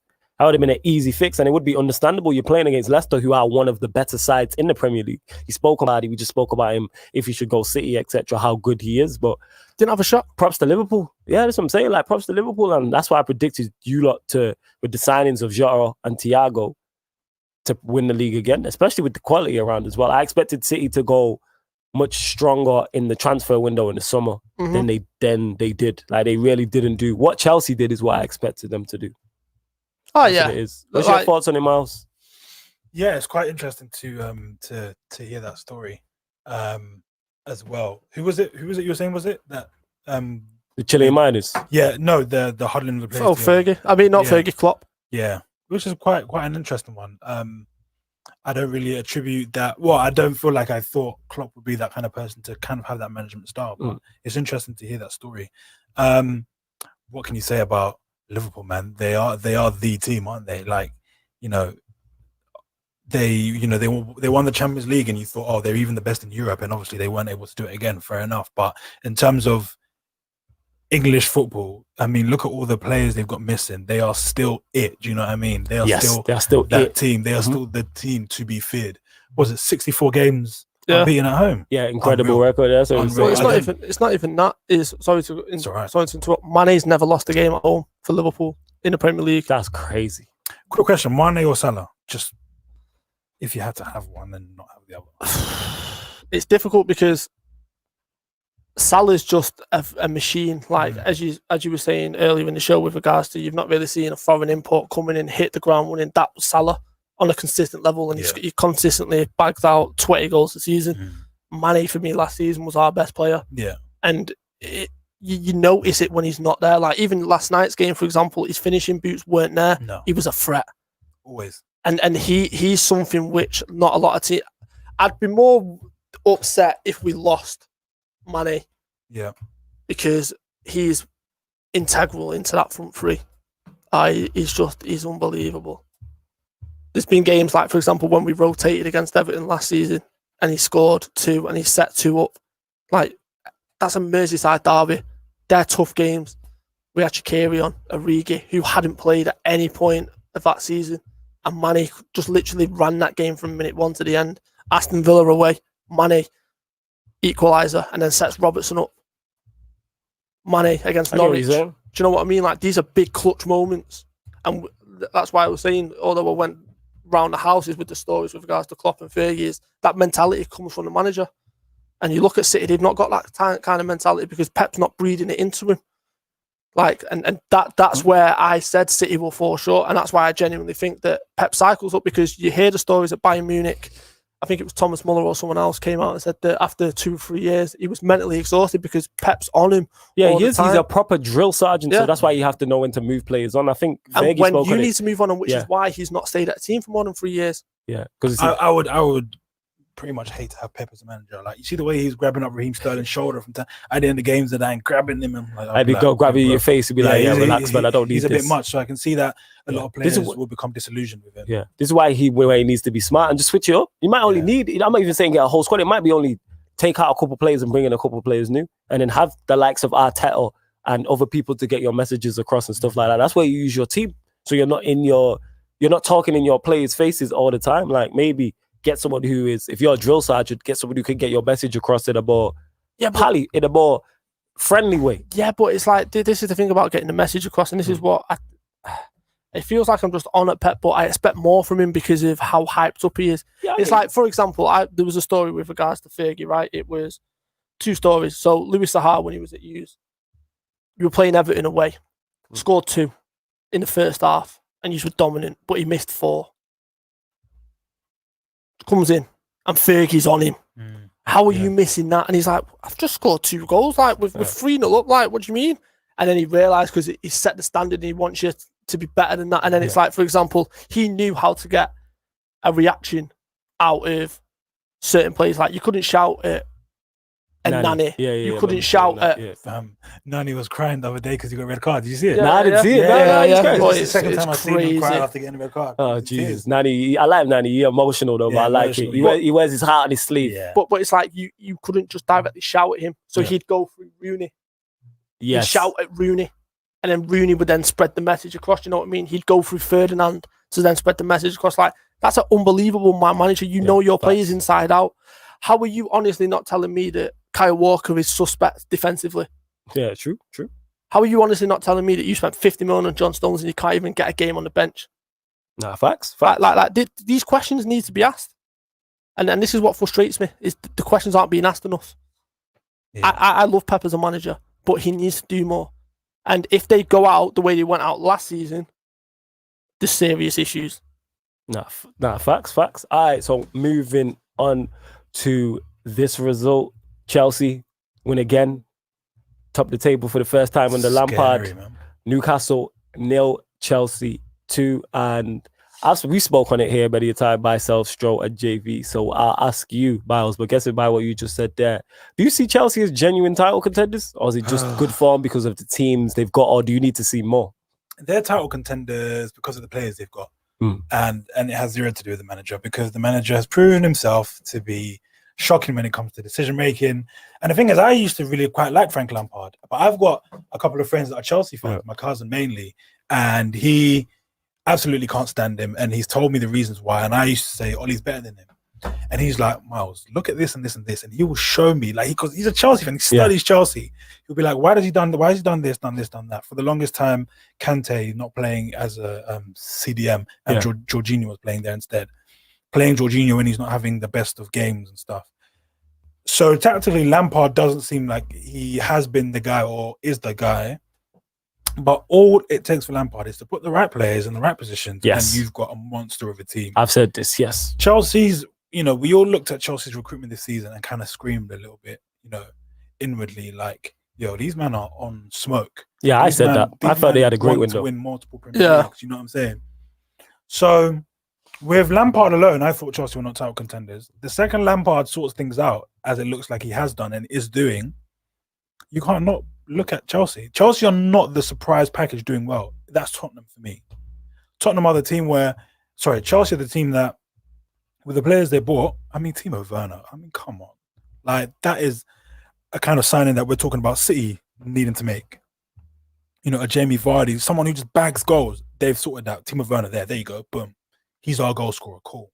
And then they've sorted their creative attacking areas in Havertz. Cool. At some point, he's going to be flourishing. And when that Chelsea machine ticks, bro, I still don't think Lampard is the guy, but if they had the right manager, a Jose Mourinho of old, I like how you said of old. I like that. Of old, always of old.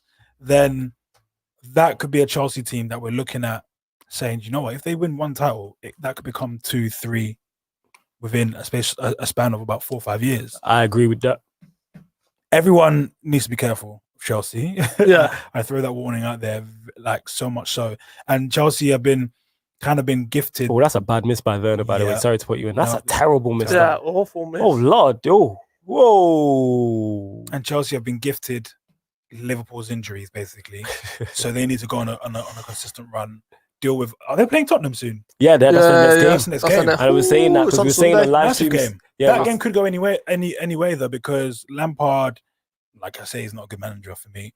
Tactically inept, doesn't make the right selections, and Jose Mourinho knows how to win a game, as you've seen against Man City. So that one's going to be a big one. I know it sounds like I'm not including Liverpool in the title race. Obviously, they're in there, but with those injuries, not to say that they're any less than Chelsea or Tottenham, but they've definitely been brought down closer to the Chelsea and Tottenham bracket. And yeah, you obviously the Tottenham game is a big game for both of those teams. Whoever wins that takes a lot of confidence from that, and then you're looking at a real race. Yeah, because I said this, I reckon the winner of that, because I asked a couple of Chelsea fans yesterday, does that make you genuine title contenders if you do beat Spurs on the weekend? Because obviously they run their gun and they haven't really played anybody. And they was like, yeah, that definitely, without question, changes the opinion on it. It could be a morale boosting victory for them to beat someone who's close to you at the top of the table type of thing. That's a strike, by the way. Here's It's a great strike, by the way. Who's that? That one of that's a strike in the bar. Strike. Yeah, go on, Strong. I'm more fearful of Tottenham than I am Chelsea. Fair. All right, elaborate. And they're first and third as well. But yeah, continue. Obviously, Spurs being top Because goal difference, and then Chelsea third. You look at that Manchester City game, right? You've got Harry Kane in probably the form of his life. Yeah. Dele Alli's nowhere to be seen because Mourinho dug him out because of how bad he is at training. Obviously, we've seen the Prime documentaries. We have. I've seen a different side of Mourinho in them Prime documentaries, which I've not seen for a number of years, right? Right. Now he's on social media. He's having jokes at the fact that players are now on social media after games. His social media posts are great, by the way. Right. And then you see Son running through a brick wall for him. Kane doing everything that he can. And that I've not seen a Kane performance like that since we went to Wembley and he destroyed Lovren, and Lovren came off after 40 minutes because we were 4-0 down. That's one of the best Harry Kane performances I've seen in a long, long time. Højbjerg is arguably one of the signings of the summer because of what he embodies in that team. Eric Dyer, who is shocking at centre-back, looked unbelievable at the weekend, right? But they're buying into him, which is what United didn't do, which is what Chelsea, when he went back, didn't do. They're buying into him because they've not, realistically, it's Tottenham. And let's be honest, right? Tottenham haven't won trophies for a number of years. So someone who's a serial winner like Mourinho, you're going to listen, you're going to buy into him because some of them players might not get the chance to be managed by a manager as great as Mourinho with regards to his track record and stuff like that. That worries me because he's got a chip on his shoulder. He's got a point to prove. Yeah, you're not lying. And you look at Kane in this form, Son in this form. Like Kane's on Scary, 9 assists? Scary, man. Yeah. Son's on 7 goals? And then you've got Bale to throw into that mix, who's also got a chip on his shoulder, who's also got a point to prove after the whole Real Madrid debacle. Yeah. That's scary for me because I know from experience, we all see Mourinho come to Anfield and stink up the place in 2014, and he set out with a game plan to waste time to stop us winning, and he did it. And he proved it at the weekend. Is one-off games like that, he is still one of the most deadliest managers in the world at getting a result in them kind of games. He can do that throughout a season. And he's got a point to prove. And he looks happy. That's scary. I'm more fearful of them than I am Chelsea, purely because of the manager. Here's the thing is we spoke on Pep being a drill sergeant. I just think with Mourinho, yes, they're going through good times, but Miles touched on it. Mourinho of old, yes, this new Mourinho, even though it's been better, I can just see them falling off just because at any moment, any one bad result, he'll throw them players under the bus. And that can just kamikaze the whole thing. We've seen him do it in the first game of the season. All it takes is an injury to a Kane or an injury to a Son. Also, go on. He threw them under the bus at West Ham. Look at the reaction. Because they're buying into him. That's true. But, and that's a fair point, I just don't think that's a solid way of going about it for a whole season. I think eventually, say for instance they do beat Chelsea, and then the next game they draw or lose, and he does that. I think at any moment he can self-destruct, and also adds into the fact it's still Spurs. Yeah, true, but It's still Spurs. But you watched the Prime documentary, right? Yeah. I You did watched the Prime documentary, obviously. I can name you 3 reasons why he's digging them out, because they've got actual characters and leaders in there. Harry Kane, solid. Yeah. Hugo Lloris. Like, just listening to their team talks alone shocks me, because I've not seen that side of him. Yeah. You then got Son, who's a big character. Yeah. Eric Dyer, another big character. I mean, you've seen him. Like, the man will do anything for his family, for his teammates. He will literally fight anyone.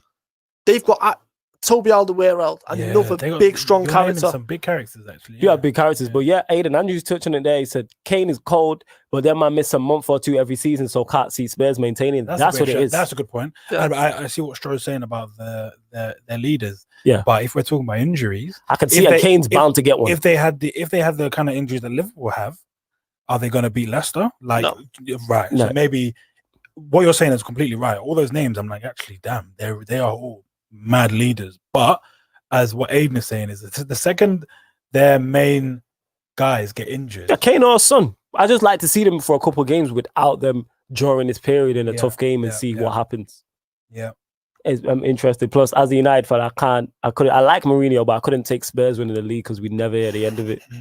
Oh, the Prime documentary is the Spurs documentary called All or Nothing, says Jimmy Maskell. Oh yes. man, you haven't seen it, bro. Yeah, go watch If you don't have an Amazon Prime account, get one now, just for that. Yeah. And then close it down after. Yeah. You don't need it after that. Facts. Boy, in future, very good and compliments the characters at Spurs. Yeah, man, we give everybody their flowers over here, and Spurs, I do well.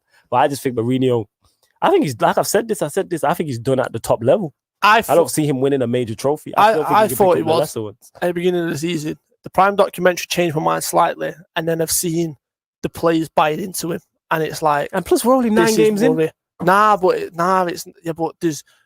Liverpool were only 9 games in, and everyone was tipping us to win the league.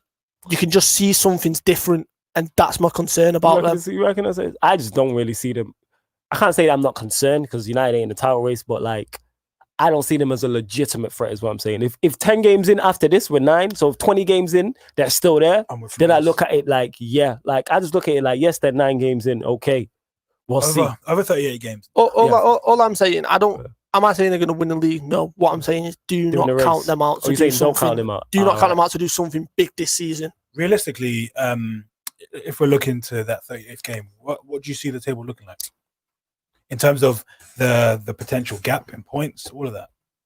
I think it will be a lot closer than what it was last season, because we ran away with it and we'd won it by Boxing Day. That result away at Leicester put Leicester on a decline, and they just fell off after that because they just mentally couldn't pick themselves back up, and we just were like a train. We just didn't stop. Personally, I didn't think we were favourites. But then, having watched that Leicester game and the reaction, and I've not seen a performance like that from us in a long time, since Boxing Day last season. And we're missing Van Dijk. We're missing Gomez, who are our 2 best centre-backs. We're missing Henderson, who is crucial. I mean, the win percentage when he's not there is staggering. Like, it just drops significantly. Yeah. We didn't have them. There's no Thiago. Oh, no spamming in the comments. Relax. Go on. So it's like, here's the thing. So for me, I think Liverpool will be up there. I think Chelsea are definitely going to be up there. I think Spurs will be in the top 4. But yeah, it's going to be exciting this season because we've seen it. It's just there's no one that seems to want to defend properly this season. Yeah, the art of defending has disappeared. Oh, it's gone. Yes, it has disappeared. All right, Stro, next game you want to bring us on to? Because we've covered the big... I think we've covered the big 6. Mourinho winning the league will be unbearable. Oh yeah, it's unbearable. And I like Mourinho, but just all the crud they would talk. Like, I just couldn't take it. Not going to lie, though. Go on. It'd be great to see Expressions reaction. Like, imagine that content. Imagine that. It'd be great for that, but you know what would be even better than that? AFTV. Oh, that's what I'm saying. AFTV they would lose their nut. They would do, let me look in the camera, record-breaking numbers. They would break the internet. Literally, the troops would fly back from America. Yes. What result do I want to go on? Right. What have you got left? We've got go through what we've got left. Go through all the results. Everton, Fulham, 3-2. Oh, that was a goodie. Oh, yeah. I enjoyed that game. surprisingly, I was watching it. I'm like, I'm actually entertained by this. You get me? My guy Dominic Calvin-Lewandowski. You get me? Continues to do bits. Continues to do bits. I didn't see all the goals, but what I did see was that penalty. definitely. Such a shame that my guy slipped. Fulham, the same with Fulham. Like that's people call us, that's the- people call us call United That's the third Manchester penalty. United. They messed up, you know. Yeah. Insane. Penalties ain't for you. Say that again. I said penalties just ain't for you. That's what I was Not telling at you. all, They're not just at not all. for you. Everton back to winning ways. What in terms of Everton stroke? What are your thoughts on them in general this season? Do they worry you? This season, no, they don't worry me. In great form though. They are in great form, but we went to Goodison and played them off the park, and they've not been the same since. Mhm. And you could see there was big levels, and Yeah. obviously there was that VAR mess. But my worry isn't this season; it's the next 2-3 seasons. I get what you're saying. I know where you're going with this. Go on, Because- continue. I know where you're going with because this. they've got a new stadium on the horizon at the Docks in Liverpool, which is a phenomenal stadium. They've got an owner that is willing to back them, which they've not had for a number of years. The fan base, Everton are a huge club. Like, let's not get it mistaken. They're Massive. like Leeds. They're a massive Oh club. yeah. They're a big club. Like, I think they're fourth. Is it fourth when it comes to league titles? I think they're fourth. So it's like, and then they've got arguably one of the most decorated That is a great managers goal, by the in way, Carlo sorry. Ancelotti.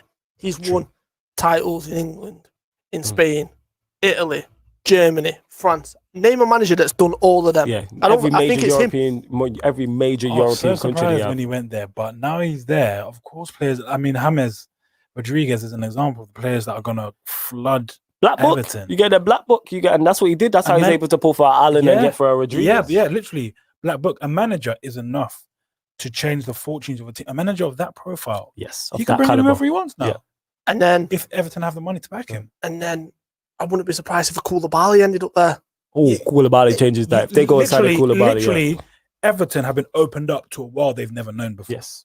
And that's my concern. Someone said it. They've gone from Big Sam and Theo Walcott to Carlo Ancelotti and James Yeah. Rodriguez. Well, come up. Yeah. Now, if I was a Liverpool fan, it is a concern, but you guys are quite fortunate because it's not so long ago you lot were languishing mid-table. Yeah, I know. No, I know. So the fact that you lot have won a title and the Champions League and you're still up there looking like the team to still win the league, I don't care how close it will be, it's kind of come at a bad time for Everton because no matter how well they're doing, they don't seem to ever be doing better than Liverpool. If this was the Liverpool of old and Everton are doing what they're doing now, Everton fans will be absolutely screaming your head It'd off. be painful. Do you know what I'm saying? So it's kind of come at a bad time for Everton. But in terms of their club and their fans, they will be loving every second of what they've been doing. Oh, they're going 100. I mean, Calvert-Lewin. Dominic Calvin-Lewin. Let's just look at the impact he's had on Calvert-Lewin, right? So ridiculous. as I said, I don't know if you know this story, but when Ancelotti was at Napoli, he wanted to take Calvert-Lewin on loan because he's seen certain strengths and certain things that he could improve his game on and make him a more overall complete striker. Because Carlo Ancelotti's first thing was you're doing a lot of your work in the wrong areas and you're not going to impact the game by doing that. And now look at him. He's absolutely thriving under Ancelotti because he's an Ancelotti type striker in an Ancelotti system. It works. You've then got James Rodriguez, certain attacking styles, certain attacking plays in. Do you know what I mean? Like things that are worked on, you can see that they're worked on. And that's my big worry is Ancelotti's a world-class manager. And he has got a world-class black book that he can call upon anyone. The fact that he's managed to drag Allen out of Napoli to the Premier League. Allen is a baller.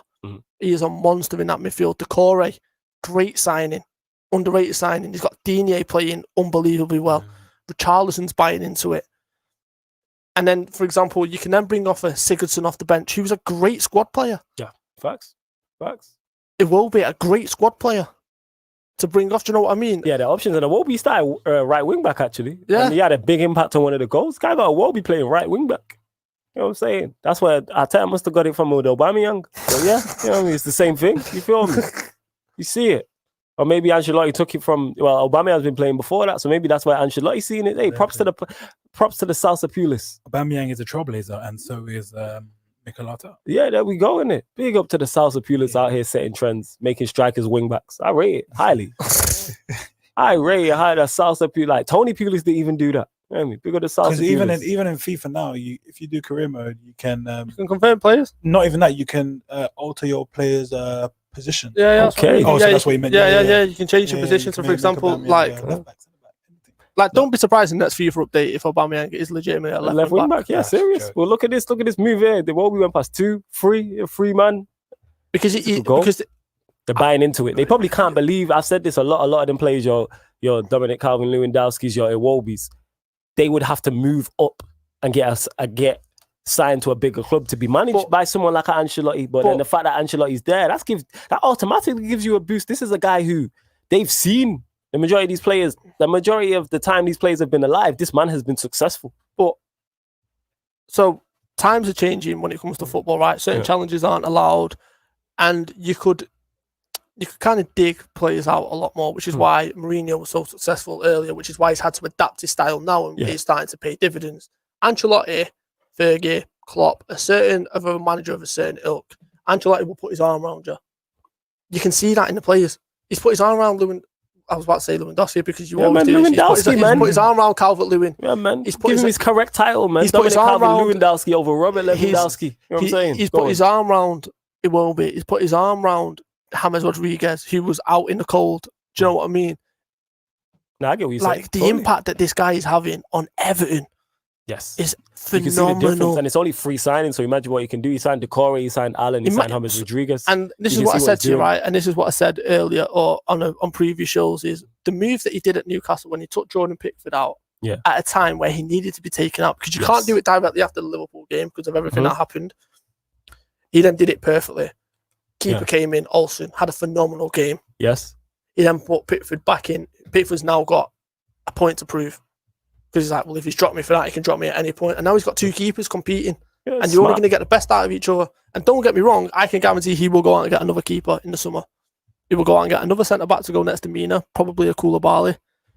That changes the whole. If they get that gives them a different dimension. They go and get a centre-back, and I think, say, like, a left-sided player, say, for instance, they went and got Gucci headband from Newcastle, and that's your front three. Say Maximum. Imagine that front three of Calvert-Lewin, you know what I'm saying? Rodriguez, Maximum on that side, and then you've got Decore and Allen in your midfield. Or you could even play, say, Rodriguez as a 10, and then you go and sign, you have Richarlison and say Maximum, and then you said Koulibaly. Like, Everton are going places without question. They are. I just want to say as well, because I was watching the game, Loftus-Cheek came on, played very well. He changed the game. He's so underrated, and it frustrates me because he's never going to get his chance at Chelsea. And you seen him when he was on loan at Crystal Palace. The impact that he had then, he got into the England squad off the back of that one loan, and obviously he had a horrendous injury. Injuries, that's what it is. He needs to move on. It's like Barkley. Look, Barkley's shining at Aston Villa. That is true. And I think Loftus-Cheek has a higher ceiling than Ross Barkley. A lot higher ceiling. Because if you look at Loftus-Cheek, not only is technically good, physically he's got the size you can see already. Technically he's good as well. Very good moves. And like I said, even the way he won the penalty, like dummying it, that's very clever. It's intelligent in the manner in which he did that. So I seen that, I was like, and he did change the complexion of that game because Fulham did press towards the end. They started pressing Everton. But yeah, Everton managed to get the win. Go on, Stroll. What game do you want to move to next? Aston Villa. Man like Welbs. Oh, yeah, my Don. Yo, shout out Danny Welbeck. That's my guy, man. He gets a lot of unfair criticism. So it's great to see it. I didn't see it, actually. Yeah. I get the, what's it called? But he scored a banger, though, Daniel Welbeck. Oh, I saw the Welbeck goal. Yeah. That run from behind the halfway line. Yeah, man, that's great, man. I'm saying, love to see that. Man like Welbs. I'm saying, you don't need to put like Danny Welbeck. He's one of them players who's nowhere near as bad as people make out. Nowhere near as bad. Is he a top quality 25 to 30 goal a season, man? No. Or can he do a job in the Premier League? Yes. Look at this goal. It's a quality. People are like, oh, he doesn't have intelligence. Look at that. And dink the keeper. Yeah. Mad. Yeah. Dink the keeper. Composure, lads. Composure. Because how many times have you seen strikers go through in that position and bluff the lines? Because as a striker, you struggle a lot more when you've got more time to think about it, you start to question yourself. Do you know what I mean? It's the same with penalties. That's why they say just pick your spot and go for your spot. Yes. The more you overthink it, the more you're going to miss it. The fact that he's had all that time to think about what he's going to do and he still comes up with that execution is phenomenal. Yeah, it's quality finishing that. Like you say, to run from your own half as well and have the composure to do that. Yeah, I don't know what was going on with the Aston Villa defense there, but it is what it is. But yeah, someone made a comment about Spurs as well before you continue on this. Mourinho is in the honeymoon period. As soon as injuries start to come, Spurs will Spurs. That's D'Angelo Giadon. And yeah, I hear that. You know what I'm saying? Back onto that point. But well, that's a good goal. That's a good goal. I don't know what's going on with defensively there. Brighton are a little bit, and normally a bit more solid from that, especially from set pieces. But yeah, that's pretty straightforward as well. that is very straightforward. Yeah, you wasn't expect- it? Yeah. You expect better from Straightforward. Brighton just because of the height. Yes, you expect better from them. Like if they got carved open by some great intricate play, you'd be like, okay, fair Like enough. Grealish danced through him, fair enough, because Yes. it's Jack Grealish is in phenomenal form, but not that. Like that's Facts. their bread and butter. That is their bread and butter. You don't expect them to concede them goals. But there's been so many. I would put this in. Oh, that is a great finish. That is a quality finish. Okay. March. That is a quality finish. March. That is. Whew. Yeah, take a bow, son. Jeez, yeah, to stick that top bins like that. Yeah. Take a bow. And I would say this. I would call this a surprise result. Would you?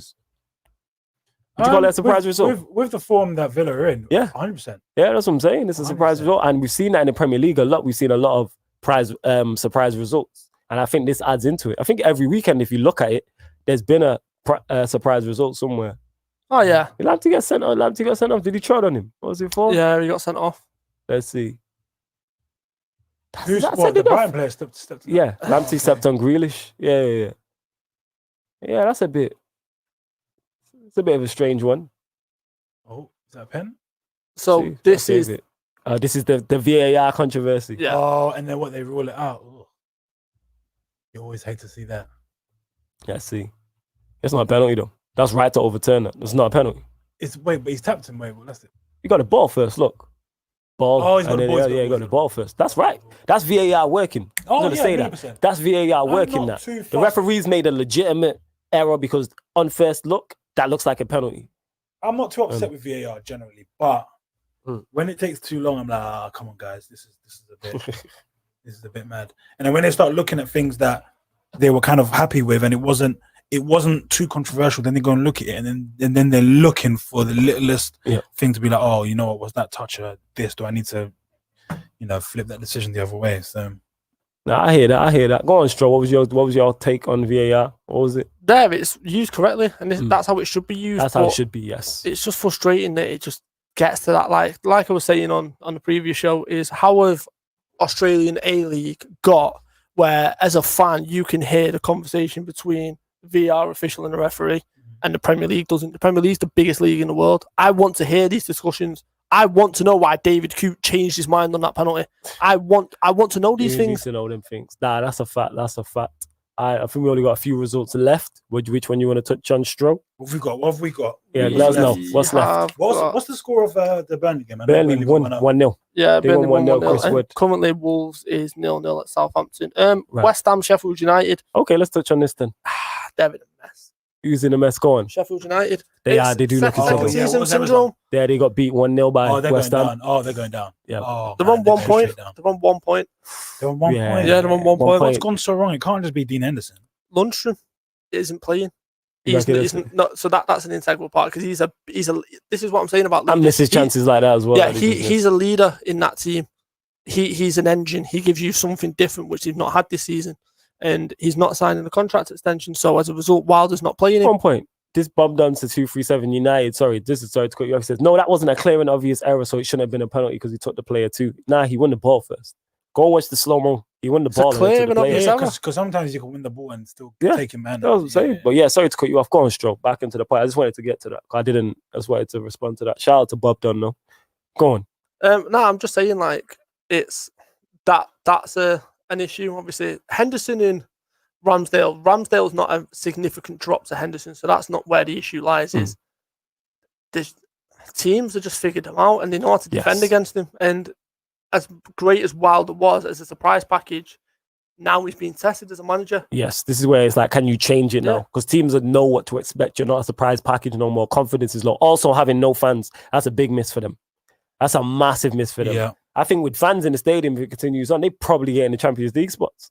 They definitely finish within the Europa League spots. And they fell away. Because would you rather go to Bramall Lane when it's packed, you get me, with 20,000 Yorkshiremen or when it's empty?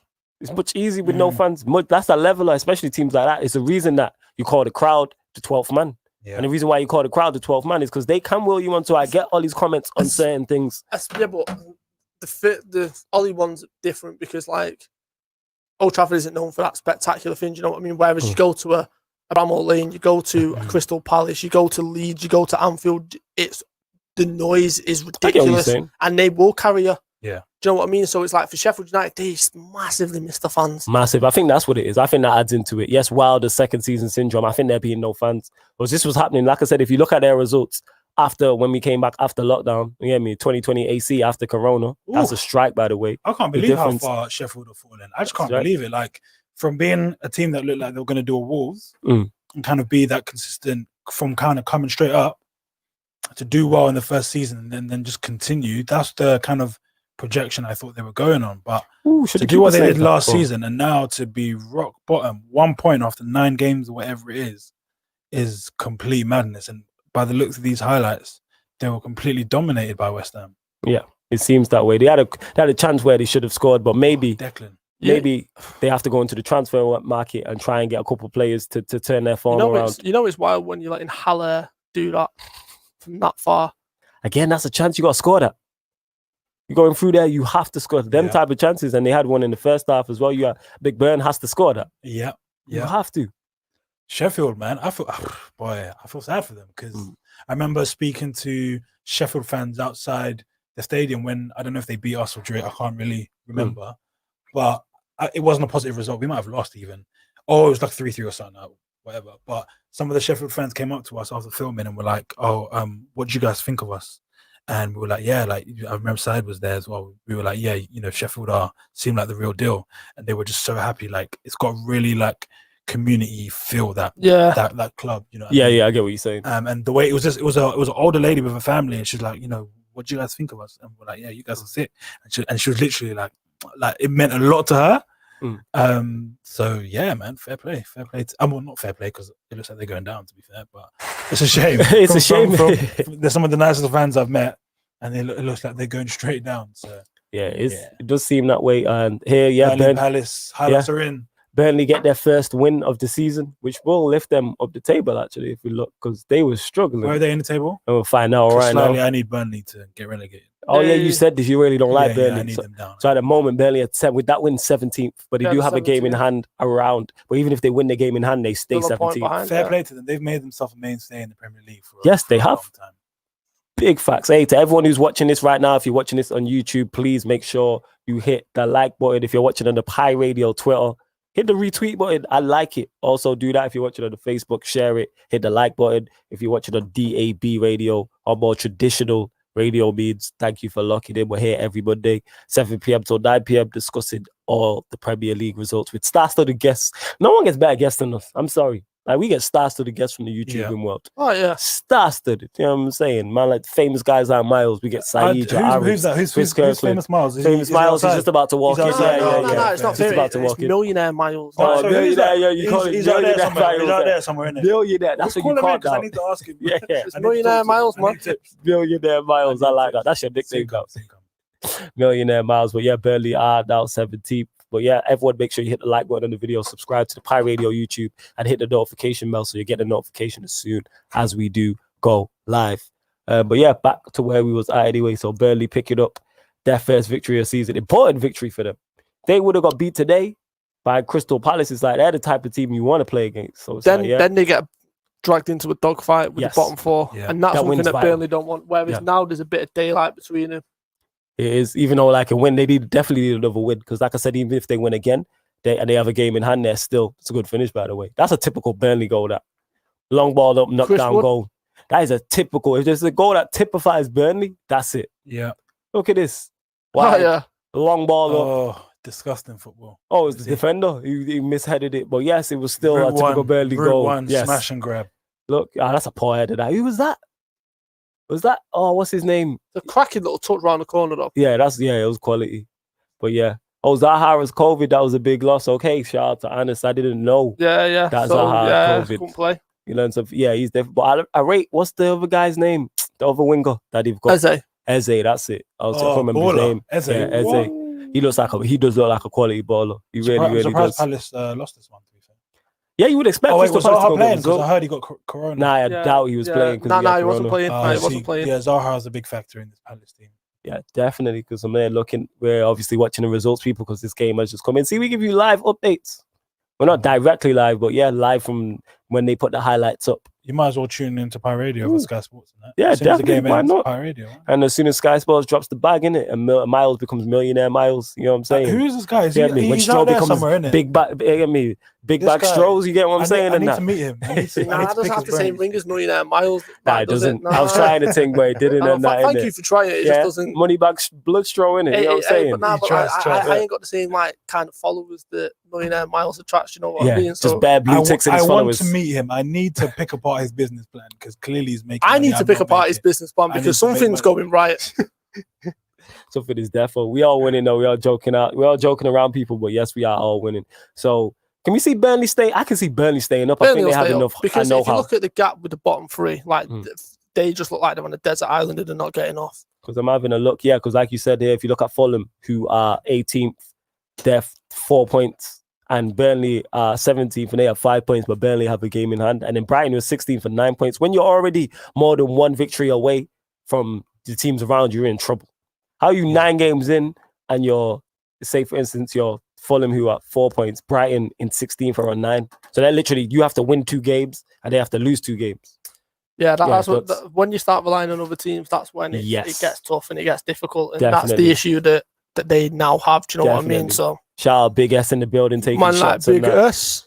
Yeah, he is, man, with the... Oh, yeah, you got to salute Big S because people love the photo shots and that. People Yeah, was like, yeah, who told people me? love them, Yeah, man. me. Bro, that's her. See, Oh, well, I'll say, and he's a cameraman as well. Oh, You know what I'm saying? It was so cold with the blue light. Yeah, with the Yeah, fam, That's I'm why. flying. That's why. Listen, I'm trying to pose right now. Get the Pi Radio thing in there, so I can get my little shot. You know.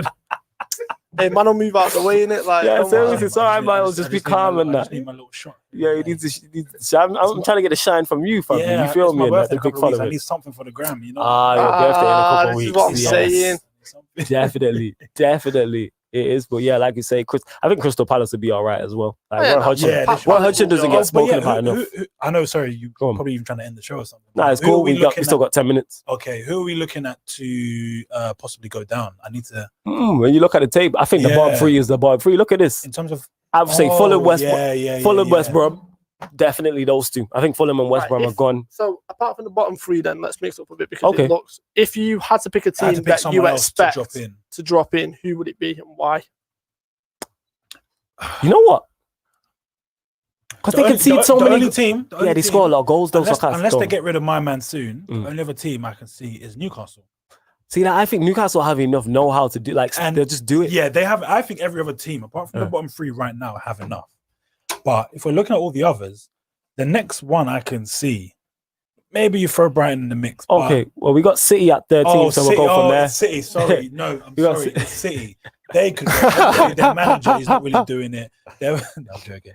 But So if you look at it, so you got Leeds in 14th, Newcastle 15th, Brighton 16th, Burnley 17th. Burnley in my pick are they? because although I think the takeover is about to happen, the lack of investment in players, the fact that Takeover of Newcastle? no at Burnley Oh, Burnley. by 200, it's a 200 million takeover from an Oh, Egyptian please, millionaire. Someone cancel that. So the lack of investment in players, the fact that they let key players go, and the fact that a worrying story if I was a Burnley fan is Dwight McNeil. It could be Burnley could be in trouble. You're right. It could be. Dwight McNeil, right? There's a clause in, and people were surprised at this, but there's a lot of managers have this clause. There's a clause in Dyche's contract where if he sells Dwight McNeil on, he gets a percentage of the transfer fee. Yeah. And they're talking about 40-50 million.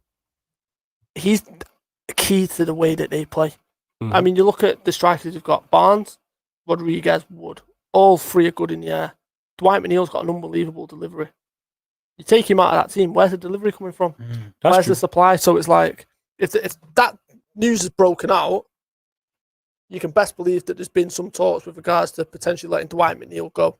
So now that causes an issue. And then, for example, if you're a Tarkowski, a Ben Mee, the Euros is around the corner. Can I force myself into the England team? How am I going to do that? Well, it's not going to stay at Burnley. It's, well, I know Liverpool have got an injury crisis. Let's see if I can potentially get a move there. Do you know what I mean? 100%. Like, then them kind of moves start coming to fruition out of nowhere. So, yeah, for me, Burnley's a big concern. Yeah. Burnley, if you're looking at it, yeah, because I'm looking at Brighton, I think Lallana's there, Welbeck, they have enough know-how. Yeah, they have enough. they're defensively good enough, and then they'll score enough goals to get them out.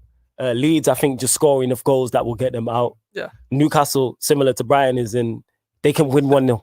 They'll Because grind out results. they've got the experience of that. Yes. They've got a Callum Wilson who's been through a Yeah, I think that whole relegation team's battle. been through it. Like, it seems Newcastle are Yeah. forever in relegation battles. Yeah. When were they last not? When were Newcastle last just comfortably? When he didn't have Mike Ashley. Yeah, comfortably top. What's it called? Comfortably just in mid-table. So I'm Yeah. looking at so it's Burnley because I think Brighton, Newcastle, Leeds will be all right. And then after that, you're going into your cities, Arsenal's, Crystal Palace. I think it'll be all right. United, Wolves, West Ham. I would have said Villa before the start of the season, but their start to the season has put them in great stead because they're on 15 points already. Oh, they are killing it, man. They're on And 15 you know points what, already. That Barkley Grealish link up is Yeah. silly. You can tell there will be more. They'll have more you than can enough. tell. Yeah. And the points they're collecting now are gonna, keep them in very good stead. After if they get to, they're already halfway to 30, and Yes, 40 that's is a good is the kind of safety net. A valid Get point. to 30, and you can coast for the rest of the season. Exactly. You're chilling. And I think they'll get there because, like I said, they would have been my pick. But They the win fact that games, 15 bro. points is, Beating yeah. Liverpool, Because they got beating goals Arsenal. when you got Grealish, when you got Yeah. Barkley. Again, goals. That's how I'm looking at it with them. And I look at the same thing. And with- also, real quick, Leeds. someone has to snap Grealish up next season, right? Yeah, Somebody will like- sign him. Someone who, because I feel like United might have missed the boat unless he really wants to go. Then I think Yeah. he's a United fan or an Arsenal fan. I can't remember which For one. sure. One of them. One of them, but Hmm.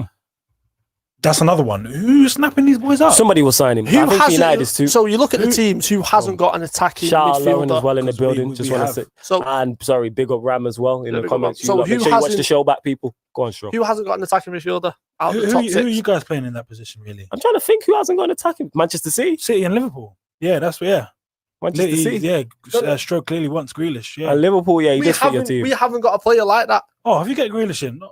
But the thing is, then if you get Grealish, you That's reckon you'll silly, play man. Grealish, Thiago, and Fabinho? Henderson. And Fabinho. No, Henderson. Because Thiago is Potentially not. No, for certain games I can see him. Right, do you know right, what I mean? right. Okay, yeah. I hear you. But I get that. like for me, the only two that stand out for Grealish to move is, although I do know he was linked with Tottenham, and I could see that happening Tottenham makes sense. because Tottenham makes sense. especially now that Dele Alli looks like he's on his way out. Yeah, Tottenham That's it. makes That seems like a Tottenham move. Tottenham makes sense. Somebody will snap him up. But yeah, we are closing out on the show. So yeah, we appreciate everybody who has locked in. Wonderful. Yeah, man, it's been great having Hey, you. it's First been and great. foremost. Thanks, man. Hope you've enjoyed Great it. show. Watching it back. If you're watching this live or you're watching this back, hit the like button on the YouTube video. Yeah, please. And make sure you subscribe to the Pirate Radio YouTube. We now go live on the Pirate Radio YouTube, Twitter, and Facebook. And if you're listening on DAB, we really, really appreciate it. And Miles, also, go I on. was just about to say, do me a favor. If you are listening, make sure you go subscribe to Rosette. It's a phenomenal to that. channel, man. Appreciate it. Like, Yes. I have a lot of fun. Although I get a lot of stick from my comments, like I got Yeah, Kung you got a lot of Fu. stick. Yeah, like, yeah, it is yeah, good. yeah. It is It great. is. I was gonna say to Miles, let him know your socials. Obviously, Rosette is Miles' channel, and it's a different type of YouTube channel, Yeah, man. trolling. But yeah, let him know where they can find me you. on social media, Instagram and Twitter, at Miles X Addy. That's my name, my Twitter name. And then I've got a channel called Rosette where it's kind of football, but how I grew up watching football. I grew up watching football with my dad. It's all laughs and jokes. We cast our team when we lose, and we're very real about it. We don't get emotional when someone casts our team out. Yes. I'm able to laugh at my own club more than I am at anyone else, and we laugh at everyone else's club. Facts. On Twitter, you kind of get people who are very insecure about their club, but I'm just here to poke fun at any and everything. So that's what that channel's about. If you're into that kind of stuff, you know where to find me. There you go. And make sure underneath the YouTube video as well, all the From a Fair Eye View socials are there if you're watching on YouTube. So you can find the From a Fair Eye View Twitter, Facebook, and Instagram. Make sure you follow Straw across all platforms. Make sure you follow JV across all platforms and myself. But yes, people, this has been From a Fair Eye View on Pi Radio, and we will be back next week, Monday, 7 p.m. Thank you very